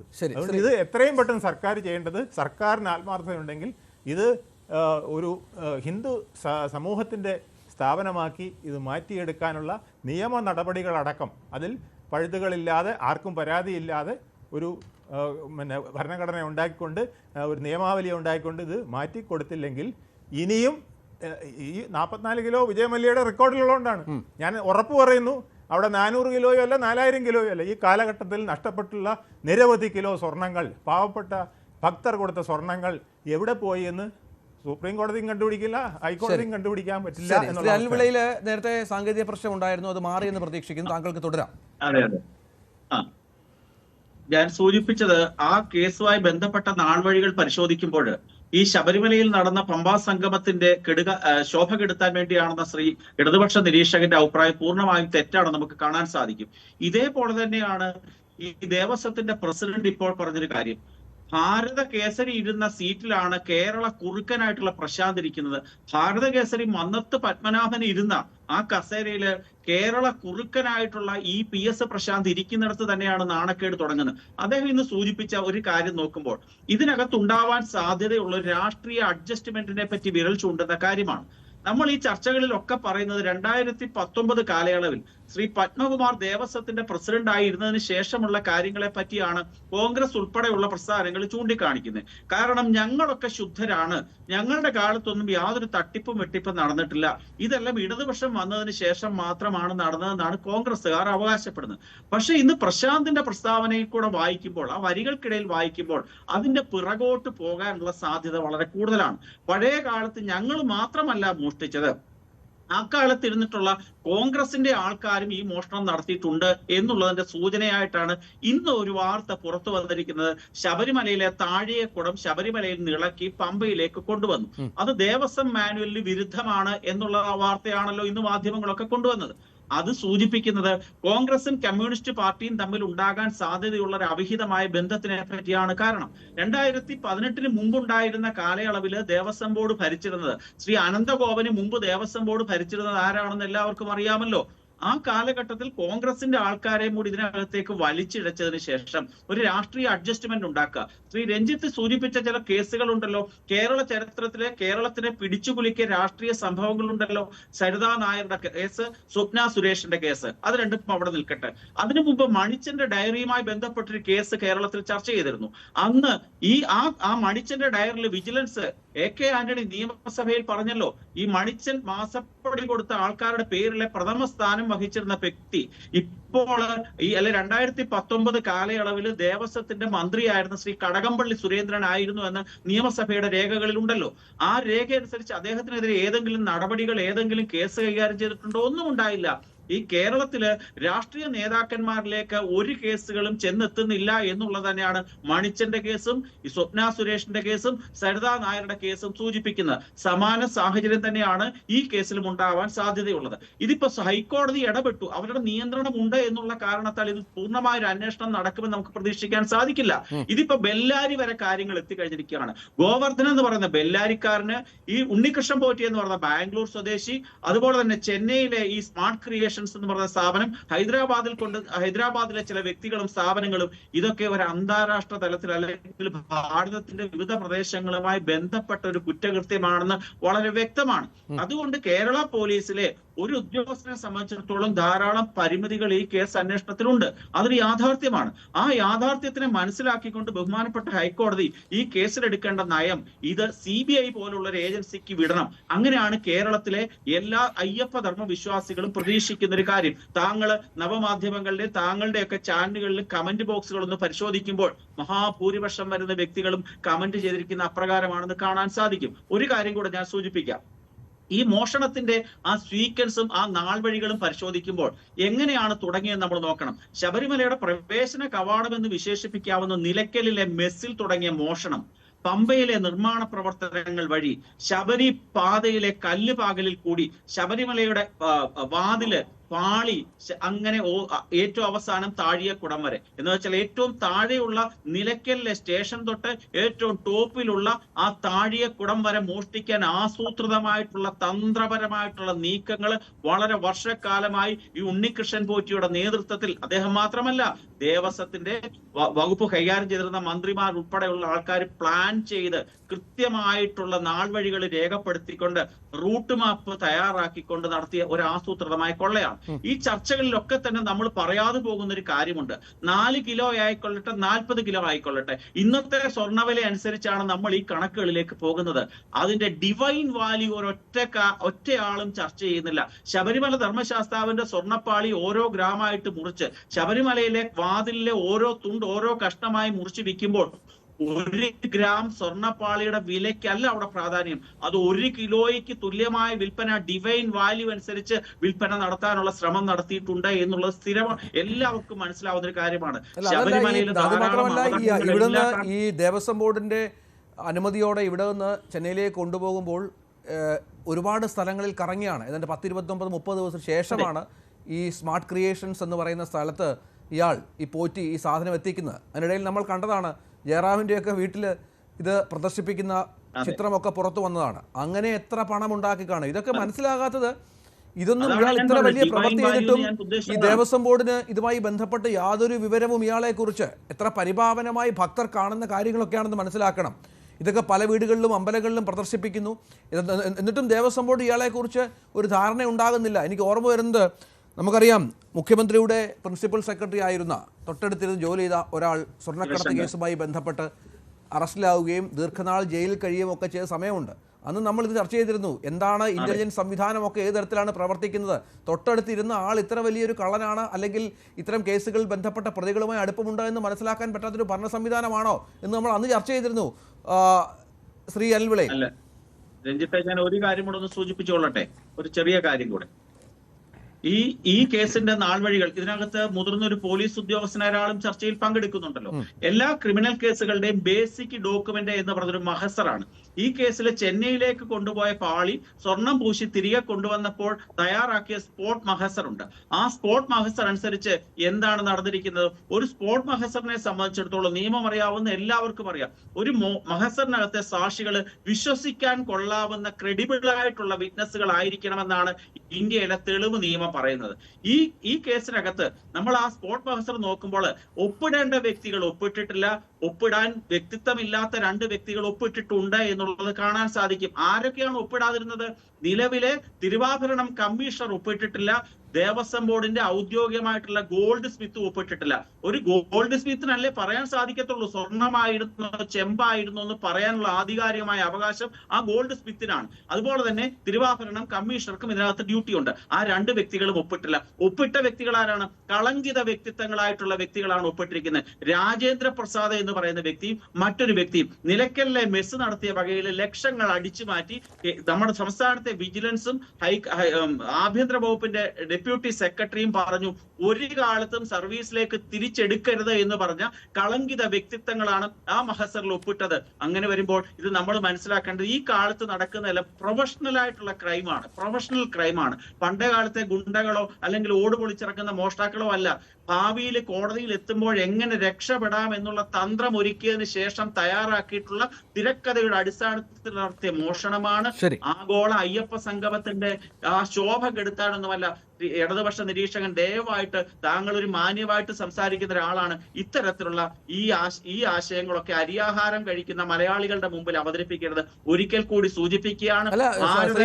റെജി ലൂക്കോസ് ഈ വിഷയത്തിൽ ഈ നേരത്തെ പറഞ്ഞതുപോലെ തന്നെ ഈ വിഷയത്തിന്റെ കൃത്യമായ കാര്യങ്ങൾ പുറത്തു വരണം എന്ന് ആഗ്രഹിക്കുകയും അങ്ങനെ ഇപ്പോൾ സംസാരിക്കുകയും ചെയ്ത വ്യക്തിയാണ്. ഇപ്പോൾ അദ്ദേഹം പത്മകുമാറിന്റെ പേരൊക്കെ പറഞ്ഞു, മുൻ ദേവസ്വം ബോർഡ് പ്രസിഡന്റ് പത്മകുമാറിന്റെ പേരൊക്കെ അദ്ദേഹം പറഞ്ഞു.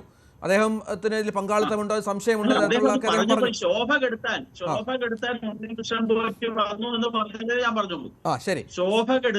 ശോഭയില്ലായിരുന്നു അയ്യപ്പ സംഗമത്തിന്. എനിക്കിത് അറിയാം. കേരളത്തിൽ ഏറ്റവും ആദ്യം തന്നെ ആ പമ്പാ സംഗമത്തിന്റെ ഒരു സ്റ്റിൽ ഫോട്ടോ പുറത്തുവിട്ട പത്രപ്രവർത്തകരാണ് താങ്കൾ. താങ്കളാണല്ലോ അവിടെ ആളില്ലാത്തൊരു ഫോട്ടോ ഇട്ടത്. അത് AI ഉപയോഗിച്ചാണെങ്കിൽ താങ്കൾ ആ കേസിൽ പ്രതിയാവണം. AI ഉപയോഗിച്ച് ആളിനെ മാറ്റിയെങ്കിൽ രഞ്ജിത്ത് രാമേന്ദ്രൻ എന്ന് പറയുന്ന പത്രപ്രവർത്തകനെതിരെയാണ് ആദ്യത്തെ ക്രൈം എടുക്കേണ്ടത്. അങ്ങനെ എടുക്കാൻ ധൈര്യമില്ല. ഇതൊക്കെ ചുമ്മാ അത് പറഞ്ഞു വരുത്തുന്ന ഇടതുപക്ഷ ബുദ്ധിജീവികൾ ഇതിൽ നിന്ന് രക്ഷപ്പെടാൻ പറഞ്ഞു വരുത്തുന്ന കള്ളക്കഥകളാണ്. അതുകൊണ്ട് എനിക്ക് ഒരിക്കൽ കൂടി പറയാനുള്ള ഒരൊറ്റ കാര്യമേ ഉള്ളൂ, ഇത് CBI പോലെയുള്ള ഒരു അന്വേഷണ ഏജൻസി ഈ കേസ് ഏറ്റെടുത്ത് നടപ്പാക്കണം. അല്ലെങ്കിൽ ഈ രാഷ്ട്രീയ ഗുരുക്കന്മാർ, പഴയ ദേവസ്വം മന്ത്രി, മുഖ്യമന്ത്രിയുടെ ഓഫീസുകളിലേക്ക് ഇതിന്റെ വഴിത്താരകളുണ്ട്. ആ വഴിത്താരകളിലേക്ക് നടന്നു പോകാൻ പ്രയാസമുള്ള ഉദ്യോഗസ്ഥരാണ് ഈ അന്വേഷണ സംഘത്തിലുള്ളത്. അതിനകത്ത് 1-2 പേർ കളങ്കിത വ്യക്തിത്വങ്ങളാണ്. ശബരിമല ദേവസ്വത്തിന്റെ സ്മാർട്ട് ക്രിയേഷൻസ് എന്ന കമ്പനി, ഇവരുടെ ക്രെഡിബിലിറ്റി സംബന്ധിച്ചും ഇന്ന് ചില വാർത്തകൾ പുറത്തു വന്നിട്ടുണ്ട്. അതിന്റെ CEO തുടർച്ചയായി മൊഴികൾ അല്ലെങ്കിൽ മാധ്യമങ്ങളോട് സംസാരിക്കുമ്പോൾ പറഞ്ഞതല്ല, മാധ്യമങ്ങളോട് അഭിഭാഷകർക്ക് സംസാരിച്ചപ്പോൾ പറഞ്ഞതല്ല, പിന്നീട് കോടതിയിൽ നൽകിയത്. അങ്ങനെ ഒരുപാട് പ്രശ്നങ്ങളാണ്. അതായത് ഈ കൊണ്ടുപോയ പാളി തന്നെയാണോ തിരിച്ചു കൊണ്ടുവന്നത് എന്ന സംശയം പോലും, അതിന്റെ തൂക്കവുമായി ഒക്കെ ബന്ധപ്പെട്ട് ഒരുപാട് സംശയങ്ങളുണ്ട്. ഇത്തരത്തിലുള്ള കമ്പനികൾ നമ്മളിപ്പോൾ ഏറ്റവും ഒടുവിൽ മനസ്സിലാക്കുന്ന അവരുടെ വെബ്സൈറ്റ് അണ്ടർ മെയിൻ്റനൻസ് എന്നാണ് അവരുടെ സൈറ്റിലേക്ക് പോകുമ്പോൾ കാണുന്നത്. അങ്ങനെ തട്ടിപ്പിന് കൂട്ടായി ഇത്തരം കമ്പനികൾ, നമ്മൾ അങ്ങനെ ഒരുപാട് തട്ടിപ്പുകൾ കണ്ടിട്ടുണ്ടല്ലോ ഇതിനു മുൻപ്. കടലാസ് കമ്പനികൾ ഈ ചെന്നൈ അല്ലെങ്കിൽ ബാംഗ്ലൂർ, ഹൈദരാബാദോ കേന്ദ്രീകരിച്ചുള്ള ഇത്തരം പേപ്പർ കമ്പനികളൊക്കെ രൂപീകരിക്കുന്നു, തട്ടിപ്പിന് പാത്രമാകുന്നു. അങ്ങനെ വലിയൊരു നെക്സസ് ഇതുമായി ബന്ധപ്പെട്ടുണ്ടെന്നേ. അതുകൊണ്ടാണ് ഈ ആവശ്യപ്പെടുന്നത്, പ്രതിപക്ഷം ആവശ്യപ്പെടുന്നു, ഇപ്പോൾ ഹിന്ദു ഐക്യവേദി അടക്കമുള്ള സംഘടനകൾ ആവശ്യപ്പെടുന്നു. വരേണ്ടത് CBI ആണ്. ഈ കേവലം ഒരു കേരളത്തിലെ അന്വേഷണ സംഘം അന്വേഷിച്ചാൽ മാത്രം പുറത്തു വരുന്ന സംഭവങ്ങളല്ല.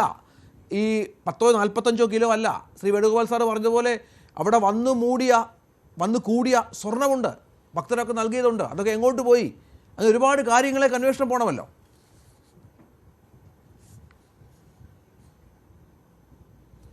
അതെ, നമ്മൾ ഇത് ഞാൻ 98-99 പിടിക്കാൻ കാരണം 44 കിലോ അഡ്മിറ്റഡ് ഫാക്റ്റാണ്. അവിടെ മുതൽ വന്നു കഴിഞ്ഞപ്പോൾ ഇപ്പോൾ അത് തുകകളൊക്കെ വളരെ കുറഞ്ഞു. പലരുടെ നിരീക്ഷണത്തിലും ചാനൽ ചർച്ചയിലൊക്കെ അത് 10-30 അല്ലെങ്കിൽ 10-50 ഗ്രാമിലൊക്കെ ചെന്ന് എത്തി നിൽക്കുകയാണ്. ഞാൻ അതുകൊണ്ടാണ് ഇതിൻ്റെ എവിടൊക്കെയാണ് സ്വർണം പൂശിയത്, എവിടൊക്കെയാണ് പാളികൾ പൊതിഞ്ഞതെന്നുള്ള ഒരു ഐഡിയ കിട്ടാൻ വേണ്ടിയിട്ടാണ് ഞാൻ 1998-99 മുതൽ തൊടുത്തു വെച്ചത്. കാരണം അതിലേക്ക് അന്വേഷണം വരണം. ഹൈക്കോടതി ഹൈക്കോടതിയിലെ അവിടുത്തെ സ്പെഷ്യൽ വിജിലൻസ് ഓഫീസർ SP ഒരു റിപ്പോർട്ട് കൊടുത്തിട്ടുണ്ട്. ആ റിപ്പോർട്ടിന്റെ അടിസ്ഥാനത്തിൽ മാത്രമാണ് ഇതുവരെയുള്ള നിരീക്ഷണങ്ങൾ വന്നത്. അത് വിശ്വസിക്കാൻ കൊള്ളിയല്ലാത്ത ഒരാളാണ്, ഒരു റിപ്പോർട്ടാണ്. കാരണം ഇദ്ദേഹം അവിടെ ഉണ്ടായിരുന്നില്ല, ഇത്ര നാളായിട്ട് അദ്ദേഹം ഒരു റിപ്പോർട്ട് പോലും ഇത് കണ്ടിട്ട് അത് റിപ്പോർട്ട് ചെയ്തിട്ടില്ലല്ലോ. അപ്പം ആ SP-യുടെ റിപ്പോർട്ട് റിലേ ചെയ്യാൻ കഴിയില്ല. കാരണം അതൊക്കെ ഈ തട്ടിപ്പിന്റെ ഒരു ഭാഗമായിട്ട് കണക്കാക്കാൻ പറ്റുള്ളൂ. അത് കോടതിക്ക് അത് മനസ്സിലായിട്ടുണ്ട്. അതുകൊണ്ട് കോടതി അത് മുഴുവൻ റിലേ ചെയ്തിട്ടുമില്ല. എന്തായാലും കുറച്ച് കാര്യങ്ങൾ അങ്ങനെ അന്വേഷിച്ച് കൊടുത്തിട്ടുണ്ട്. നേരത്തെ നമ്മളോട് ഈ ചർച്ചയ്ക്ക് മുമ്പേ സംസാരിച്ച ആൾ പറഞ്ഞ പോലെ അവിടെ നമുക്ക് കണക്കുള്ളത് ഇത് മാത്രമേ ഉള്ളൂ. അവിടെ വരുന്ന ചിലർ 5, 8, 10 മോതിരങ്ങൾ ഒരു തുണി പൊതിഞ്ഞ് അങ്ങോട്ട് വലിച്ചെറിയും, അല്ലെങ്കിൽ മാലകൾ അങ്ങനെ എറിയും. ഇതിനൊന്നും അവിടെ കണക്കില്ല. അതുകൊണ്ട് ഏകദേശം 367 കിലോ സ്വർണം ഇപ്പം മൊത്തം ഇത്രയും വർഷമായിട്ട് അതൊരു ബാങ്കിൽ സൂക്ഷിച്ചിട്ടുണ്ടെന്നാണ് ഞാൻ കരുതുന്നത്. അങ്ങനെയാണ് അത് വാർത്തകൾ വന്നിരിക്കുന്നത്. 1250 ക്ഷേത്രങ്ങളുണ്ട് ഈ നമ്മുടെ ദേവസ്വം ബോർഡിന്റെ, ഇവിടുത്തെ ദേവസ്വം ബോർഡിന്റെ കീഴിൽ. അപ്പം ഇവിടെ നടക്കുന്ന തട്ടിപ്പ് വർഷങ്ങളായിട്ട് നടത്തുന്നതാണ്. ഇവിടെ ഈശ്വരവിശ്വാസമുള്ള ഒരാളെ എന്തുകൊണ്ട് ദേവസ്വം ബോർഡ് പ്രസിഡന്റ് ആക്കുന്നില്ല? നിരീശ്വരവാദികളായ രാഷ്ട്രീയക്കാരെ അവിടെ പ്രസിഡന്റ് ആക്കുന്നു. അവിടെ കൊണ്ട് തെറ്റിയില്ലേ? ഒരു ഈശ്വരവിശ്വാസമുള്ള ആളെ അവിടെ ആക്ക്. പക്ഷെ അത് ഇന്ന് വരെ പലരും അത് പറഞ്ഞിട്ടുണ്ടെങ്കിൽ ഇന്ന് വരെ നടന്നിട്ടില്ല. ഇതിനകത്ത് ഈ ഉണ്ണികൃഷ്ണൻ പോറ്റി അയാൾ നല്ല ഒന്നാം തരം ഫ്രോഡാണ്, ബുദ്ധിയുള്ള ഫ്രോഡാണ്. അപ്പോൾ അങ്ങേര് ഈ ദേവസ്വം ബോർഡിലെ കുറെ ആൾക്കാരുമായിട്ട് കുറെ വിദേശയാത്ര നടത്തിയിട്ടുണ്ട്. അതിന്റെ ചെലവ് മുഴുവൻ അങ്ങേരാണ്. അത് ആ കള്ളന്മാർ ആരൊക്കെയാണ് വിദേശത്ത് പോയ ഇയാളുടെ ചെലവില്? അവരൊക്കെ ഇതിനകത്ത് ഒരു പങ്കുപറ്റുന്നവരല്ലേ? അതുകൊണ്ട് അന്വേഷണം CBIക്ക് തൊട്ട് മുമ്പ് ഇപ്പൊ ഹൈക്കോടതി ഡയറക്ഷൻ അനുസരിച്ച് ഈ സ്പെഷ്യൽ SP-യുടെ ആ റിപ്പോർട്ടിന്റെ അടിസ്ഥാനത്തിൽ അത് ഹൈക്കോടതി അത് കംപ്ലീറ്റ് റിലേ ചെയ്യുന്നില്ല. അത് നേരത്തെ ആ ഹൈക്കോടതിയുടെ വിവരങ്ങളൊക്കെ വന്നപ്പം അത് പ്രാഥമികമായ അത്ര ഒരു എവിഡൻസ്, അത്ര ഒരു തട്ടിപ്പ് മാത്രമാണ് ഇപ്പം കണ്ടെത്തി എന്നുള്ള രീതിയിൽ അങ്ങേര് കൊടുത്തിരിക്കുന്നതിന്റെ അടിസ്ഥാനത്തിൽ അത് ഞാൻ ഉൾപ്പെടെയുള്ളവർ പറഞ്ഞിട്ടുണ്ട്. ഹൈക്കോടതി അത് തന്നെ പറഞ്ഞിരിക്കുന്നത് പമ്പ പോലീസ് സ്റ്റേഷനിൽ വിജിലൻസ് കേസെടുക്കാൻ അവർക്ക് അധികാരമില്ല. ആ വിജിലൻസ് SP-ക്ക് ഹൈക്കോടതിയിലുള്ള ആൾക്ക് ഒരു കേസെടുക്കാനും അധികാരമില്ലാത്ത ആളാണ്. അവിടുത്തെ ലോക്കൽ പോലീസ് സ്റ്റേഷനിലെ പമ്പ പോലീസ് സ്റ്റേഷനിൽ കേസെടുക്കണം. ഈ റിപ്പോർട്ട് അത് അവിടെ നിന്ന് നേരെ DGPക്ക് അയച്ചിട്ട് DGP അത് കേസെടുക്കാനുള്ള ഡയറക്ഷൻ പമ്പ പോലീസ് സ്റ്റേഷൻ കൊടുത്തിട്ട് ആ പോലീസ് സ്റ്റേഷനിലെ ആ FIR-ഉം കോപ്പും SIT-യെ ഏൽപ്പിക്കാനാണ് പറഞ്ഞിരിക്കുന്നത്. അങ്ങനെയാണ് അത് അന്വേഷണം മുന്നോട്ട് പോകുന്നത്. ഇതേതായാലും 7 പേര് പ്രാഥമികമായി 7, 8, 9, 10 പേരെടുത്തോളം ഇപ്പം അതിനകത്ത് പ്രതിസ്ഥാനത്ത് വന്നെങ്കിലും എത്രയോ പേരുകൾ ഇതിനകത്ത് വരാനുണ്ട്. അതിനകത്ത് നമ്മൾ വേറൊരു കാര്യം ആലോചിക്കണം. അവിടുത്തെ തട്ടിപ്പിന്റെ മേഖലകൾ നമ്മളിപ്പോൾ എല്ലാം പറഞ്ഞു വെച്ചല്ലോ. അതിലൊക്കെ രസകരമായി എനിക്ക് തോന്നിയ ഒരു കാര്യമുണ്ട്. അവിടെ ഹരിവരാസനം പറഞ്ഞാണ് അവിടെ നടയടയ്ക്കുന്നത്. ആ നടയടയ്ക്കുന്ന സമയത്ത് പിന്നെ പള്ളി ഉറക്കത്തിലേക്കാണ് ദേവൻ പോകുന്നതാണ് സങ്കല്പം. ആ സമയത്ത് അവിടെ അദ്ദേഹത്തിന്റെ ആ നടയടയ്ക്കുന്നതിന് മുമ്പ് അവിടെ ഒരു സ്വർണ്ണ ദണ്ട് കൊടുക്കും. അതുപോലെ അവിടെ ശരീരത്തിൽ ഇടാനുള്ള ആ സ്വർണ്ണമാല ഉണ്ടെന്നാണ് ഞാൻ കരുതുന്നത്. അതിന്റെ അകത്ത് ഏകദേശം 50 ഗ്രാം 60 ഗ്രാം സ്വർണ്ണ ചുറ്റുകളുണ്ട്. അത് വെച്ചിട്ടാണ് ഹരിവരാസനം സമയത്ത് അവിടെ നടയടയ്ക്കുന്ന മുമ്പ് ഇത് അയ്യപ്പന്റെ കയ്യില് ഇത് കൊടുക്കും. ആ ദണ്ട് അവിടെ ഉണ്ടാവും. അദ്ദേഹത്തിന്റെ ആ മാല അവിടെ ചാർത്തും. അതിനുശേഷം ഉറക്കത്തിലേക്ക് പോകുന്നു എന്നാണ് സങ്കല്പം. അതിനകത്തുള്ള ഏകദേശം 60 ഗ്രാം സ്വർണം അടിച്ചു മാറ്റിയിട്ടുണ്ട്. അതൊക്കെ നമുക്ക് എവിഡൻസ് വരുന്നതാണ്. ഇതിനകത്ത് എന്തായാലും ശരി ഒരു മോഷണം വന്നിരിക്കുന്നു, അതുപോലെ മിസ്അപ്രോപ്രിയേഷൻ വന്നിരിക്കുന്നു, ക്രിമിനൽ ബ്രീച്ച് ഓഫ് ട്രസ്റ്റ് വന്നിരിക്കുന്നു. കാരണം തട്ടിപ്പല്ലേ നടത്തിയിരിക്കുന്നത്, ഒരു ചീറ്റിംഗ് വന്നിട്ട് ഇത്രയും വകുപ്പുകൾ ഇതിനകത്തുണ്ട്. അതുകൊണ്ട് ഈ 9 പേര് നിൽക്കില്ല. വിദേശത്ത് സഞ്ചരിച്ച അവന്മാരെ എല്ലാവരെയും നമുക്ക് പ്രതിയാക്കേണ്ടി വരും. കാരണം ഇവിടുന്ന് സ്വർണം മോട്ടിച്ചതിന്റെ പങ്ക് പറ്റിയതിന്റെ ആ ചെലവ് കൊണ്ട് ആ പണം കൊണ്ടാണ് വിദേശത്ത് എല്ലാവരും പോയിരിക്കുന്നത്. അതിന്റെ ലിസ്റ്റ് ഏതായാലും രഞ്ജിത്ത് രാമേന്ദ്രനൊക്കെ ഒന്ന് എടുക്കുക. ആരാണ് ആ മഹാന്മാര് പോയത് നമുക്ക് അറിയാനുള്ള കൗതുകമുണ്ട്. അത് തന്നെയില്ല, ഈ 367 കിലോ സ്വർണം മാത്രമേ ഇപ്പൊ അവിടെയുള്ളൂ. ഇവിടെ നിക്ഷേപിച്ചിരിക്കുന്ന ഒരു സാധനവും അവിടെ കണക്കിലില്ല. അതിനൊന്നും ഒരു കണക്കില്ല. ഈ കള്ളമാസർ എഴുതി ഒപ്പിട്ടിരിക്കുന്ന നമ്മൾ കണ്ടല്ലോ. അതിനകത്ത് അവിടുത്തെ സ്മിത്തിനെ, ആ ഗോൾഡ് സ്മിത്തിനെ പോലും സാക്ഷിയാക്കാതെ തട്ടിപ്പാണ്. അത് തന്നെയല്ല, അതിനകത്ത് പല സ്ഥലത്തും ആ മാസത്തിനകത്ത് എഴുതിയിരിക്കുന്നത് അതിനകത്ത് ചെമ്പ് എന്ന് പറഞ്ഞിരിക്കുകയാണ്. അവിടെ സ്വർണം പൂശിയ കാര്യം കൂടൊന്നും പറയില്ല. അപ്പൊ ഈ തട്ടിപ്പ് ഇനീഷ്യലായിട്ട് അന്വേഷിക്കട്ടെ. കോടതി 2 ആഴ്ച കൂടുമ്പോൾ അതിന്റെ റിപ്പോർട്ട് ചോദിക്കുന്നുണ്ട്. ചർച്ചയിൽ മുന്നോട്ട് വന്ന 2 കാര്യങ്ങൾ, ഒന്ന് അവിശ്വാസികളായ ആളുകളെ ദേവസ്വം ബോർഡിന്റെ ഭരണം ഏൽപ്പിക്കുന്നു എന്നത് ഒരു പ്രശ്നമാണ്. വിശ്വാസികളുടെ താല്പര്യങ്ങൾ സംരക്ഷിക്കാൻ പറ്റുന്നില്ല. അവർക്ക് ഇതുമായി ബന്ധപ്പെട്ട അത്ര വിശ്വാസമൊക്കെ ഉള്ളൂ. അയ്യപ്പന്റെ സ്വത്ത് അത് പരിപാവനമാണെന്നും അത് ഭക്തലക്ഷങ്ങളുടെ മനസ്സിലെ വലിയ തോതിലുള്ള വികാരമാണെന്നും ഒന്നും മനസ്സിലാക്കുന്നവരല്ല ഭരിക്കുന്നത് എന്നതൊന്ന്. മറ്റൊന്ന് CBI അന്വേഷണം, അതായത് ഇപ്പോഴത്തെ ക്രമക്കേട്, തട്ടിപ്പ്, അതിലൊരുപാട് വ്യാപ്തിയുണ്ട്. അത് ഇവിടുത്തെ അന്വേഷണം സംഘങ്ങൾ വിചാരിച്ചാൽ മാത്രം തീരുന്ന ഒന്നല്ല. അപ്പോൾ CBI അന്വേഷണം വേണം. ഈ 2 നിലപാടുകളുമുള്ള താങ്കളുടെ മറുപടി? പറഞ്ഞല്ലോ, വിശ്വാസമുള്ളവരെന്ന് അഭിനയിക്കുന്ന ഒരാളുടെ ഒരു കൂട്ടമാണല്ലോ ഇപ്പൊ ഈ തട്ടിപ്പ് നടത്തിയിരിക്കുന്നത്. അപ്പൊ അതിലും ഭേദ അവിശ്വാസികൾ തന്നെ ആയിരിക്കും. ഇവിടെ ഞാനൊരു ഉദാഹരണം പറയാം. ഇപ്പൊ ഇവിടുത്തെ പ്രതിപക്ഷം 4 ദിവസം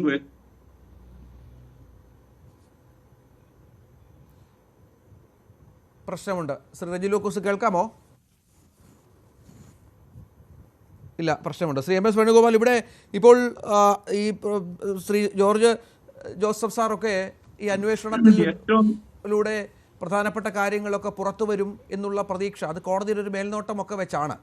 നമ്മൾ നേരത്തെ പറഞ്ഞതുപോലെ CBI അന്വേഷിക്കേണ്ട ഒരുപാട് ഘടകങ്ങൾ ഇവിടെയുണ്ട്. അതിലൊന്നാണ് ഞാൻ പറഞ്ഞ സ്മാർട്ട് ക്രിയേഷൻസ് എന്ന കമ്പനി. അതിപ്പോൾ അതിൻ്റെ വെബ്സൈറ്റ് ഇപ്പോൾ താങ്കൾ അടിച്ചു നോക്കിയാൽ വെബ്സൈറ്റ് ഇല്ല, അത് കാണിക്കുന്നത് അണ്ടർ മെയിൻ്റനൻസ് എന്നൊക്കെയാണ്. ഈ തട്ടിപ്പിന് ശേഷം ഈ കാര്യങ്ങളൊക്കെ പുറത്തു വന്നതിന് ശേഷമാണ് എന്നാണ് ഞാനിപ്പോൾ അന്വേഷിച്ചപ്പോഴും മനസ്സിലാകുന്നത്. അങ്ങനെ എന്താണ് ഈ MS ക്രിയേഷൻസ്?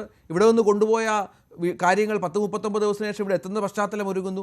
അവിടെ ആദ്യം സ്വർണം ഉരുക്കില്ല എന്ന് പറയുന്നവർ പിന്നെ കോടതിയിൽ കൊടുക്കുന്ന റിപ്പോർട്ട് വേറെയാകുന്നു, പിന്നീട് അവർ മാറ്റി പറയുന്നു. അങ്ങനെ തട്ടിപ്പിൻ്റെ വലിയ ഒരു കൂട്ടം ആളുകൾ ഒന്നിച്ചു ചേർന്നിട്ട് നമ്മുടെ സംവിധാനങ്ങളൊന്നും ഇത് അറിഞ്ഞില്ല എന്ന് പറയുമ്പോഴാണ് നമ്മളൊക്കെ മൂക്കത്ത് വിരൽ വെച്ച് പോകുന്നത്.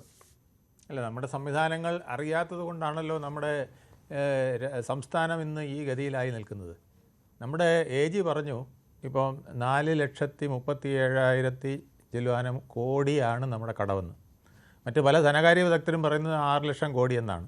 അതായത് ഒരു വ്യക്തിക്ക് ഏതാണ്ട് 2 ലക്ഷം കടം വീതമുണ്ട്. 5 പേരുള്ള വീട്ടിലാണെങ്കിൽ 10 ലക്ഷം കടം. ഇത് സർക്കാരിൻ്റെ നടപടികൾ വഴി ഉണ്ടാകുന്നതാണ്.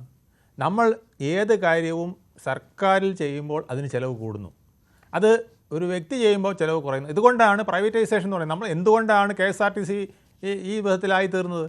നഷ്ടത്തിൽ നിന്ന് നഷ്ടത്തിലേക്ക്. ഒരു ബസ്സുള്ളവൻ 10 ബസ് ആയിട്ട് വീണ്ടും ഓടിക്കൊണ്ടിരിക്കുന്നു. അപ്പോൾ KSRTC അനുദിനം നഷ്ടത്തിലേക്ക് പോകുകയും ജീവനക്കാർക്ക് ശമ്പളം കൊടുക്കാൻ പറ്റാത്ത അവസ്ഥയും എത്തുന്നു.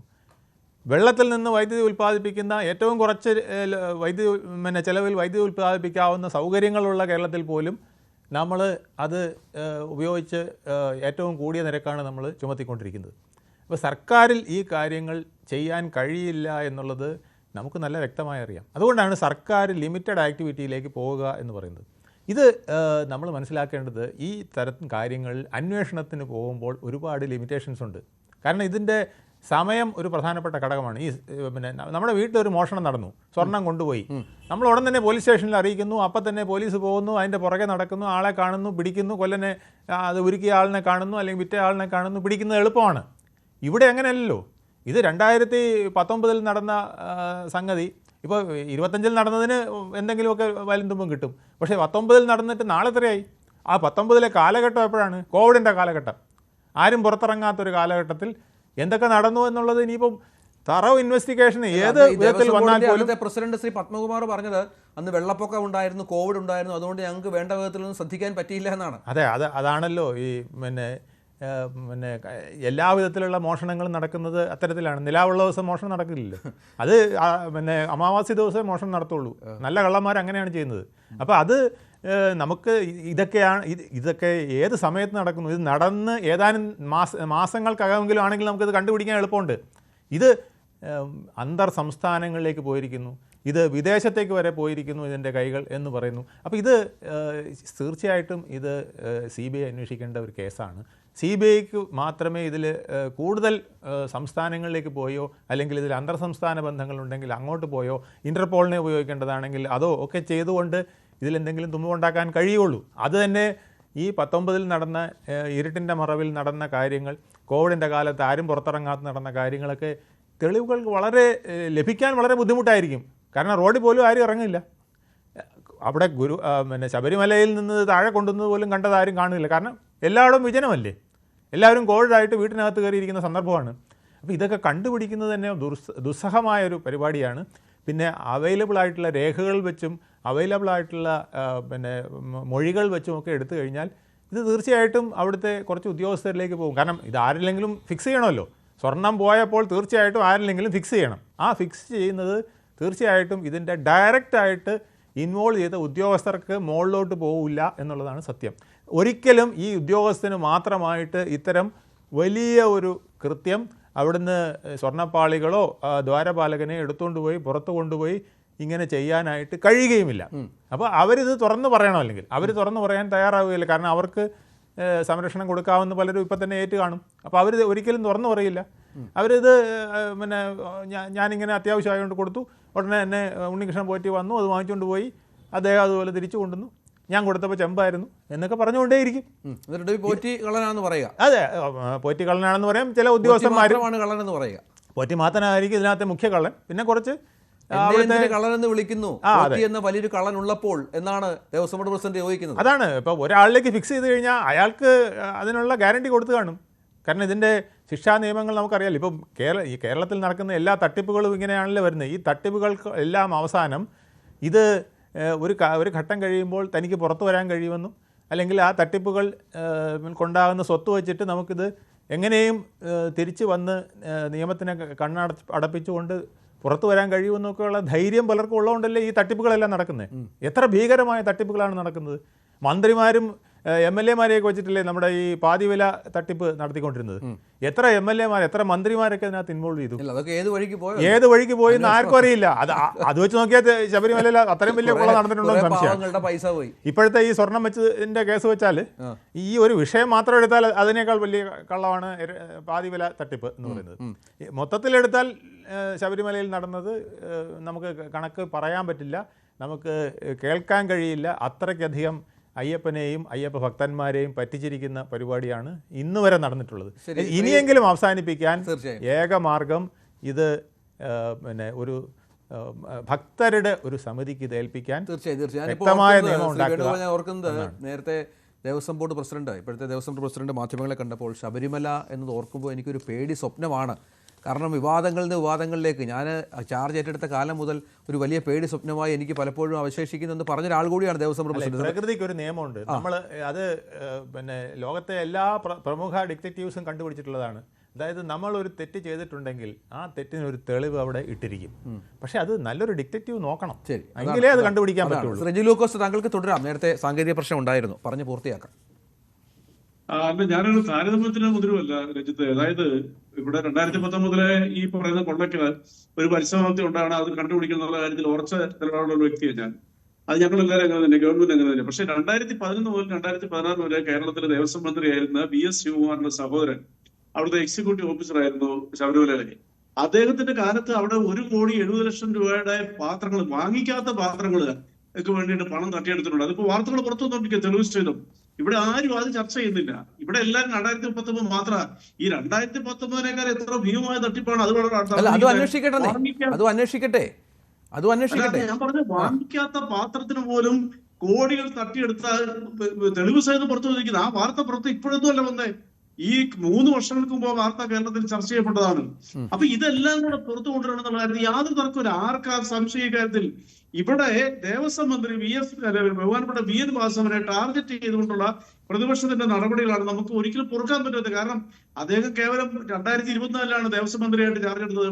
അദ്ദേഹം ദേവസ്വം മന്ത്രി ആയതിനു ശേഷം നടന്ന കഴിഞ്ഞ വർഷത്തെ മണ്ഡലകാലം ഏറ്റവും നല്ല മണ്ഡലകാലം എന്ന് പ്രകീർത്തിച്ചതാരാ? ശബരിമല സന്നിധാനത്തിൽ നിന്നോട് അതിനെ അഭിനന്ദിച്ച 2 പേരുണ്ട്. ഒന്ന് മുൻ കേന്ദ്രമന്ത്രി V മുരളീധരൻ, ഇപ്പോഴത്തെ പ്രതിപക്ഷ നേതാവ് VD സതീശൻ.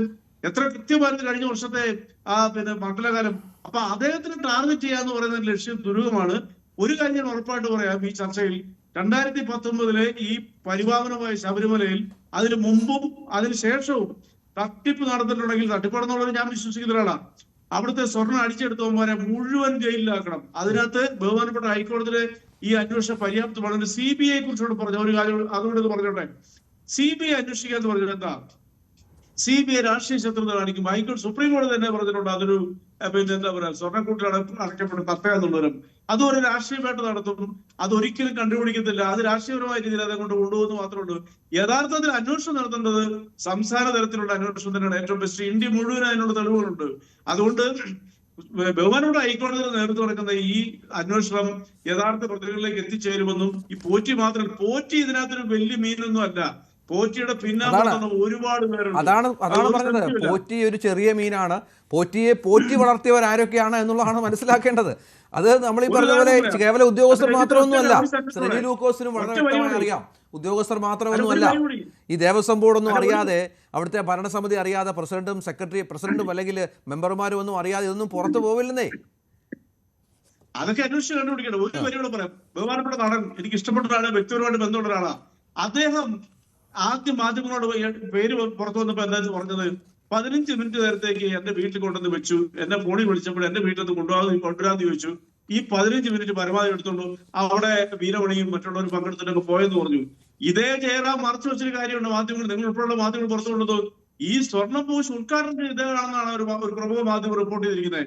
അതിനുശേഷം അദ്ദേഹത്തിന് യാതൊരു വാക്കുമില്ല. അപ്പോൾ ഞാൻ പറയുന്നത് ഇതെല്ലാം അന്വേഷണത്തിൽ കൊണ്ടുവരണം. ഒരു സംശയമില്ല കാര്യത്തിൽ. ശബരിമലയിൽ പൂജിക്കുകയും വാതിലുകൾ തുറക്കുകയും പൂട്ടുകയും ചെയ്യുകയും ചെയ്യുന്ന തന്ത്രിയും അതുപോലെ തന്നെ ഈ പറയുന്ന മേൽശാന്തി ഉൾപ്പെടെയുള്ള അറിയാതെ ഇത് കൊണ്ടുപോകുന്നു പറഞ്ഞാൽ ഈ ഭൂമിയിൽ ആരെങ്കിലും വിശ്വസിക്കും? അവരൊക്കെ ഭക്തികളുടെ നമ്മളൊക്കെ ആദരിക്കുന്നവരല്ല അവരെല്ലാരും. അവരിനി അതിന് പങ്കാളികളായില്ലെങ്കിൽ പോലും അവരുടെ നിശബ്ദ കാഴ്ചക്കാരെ അവർ നിന്നെന്ന് പറഞ്ഞാൽ നമുക്ക് വിശ്വസിക്കാൻ പറ്റുമോ?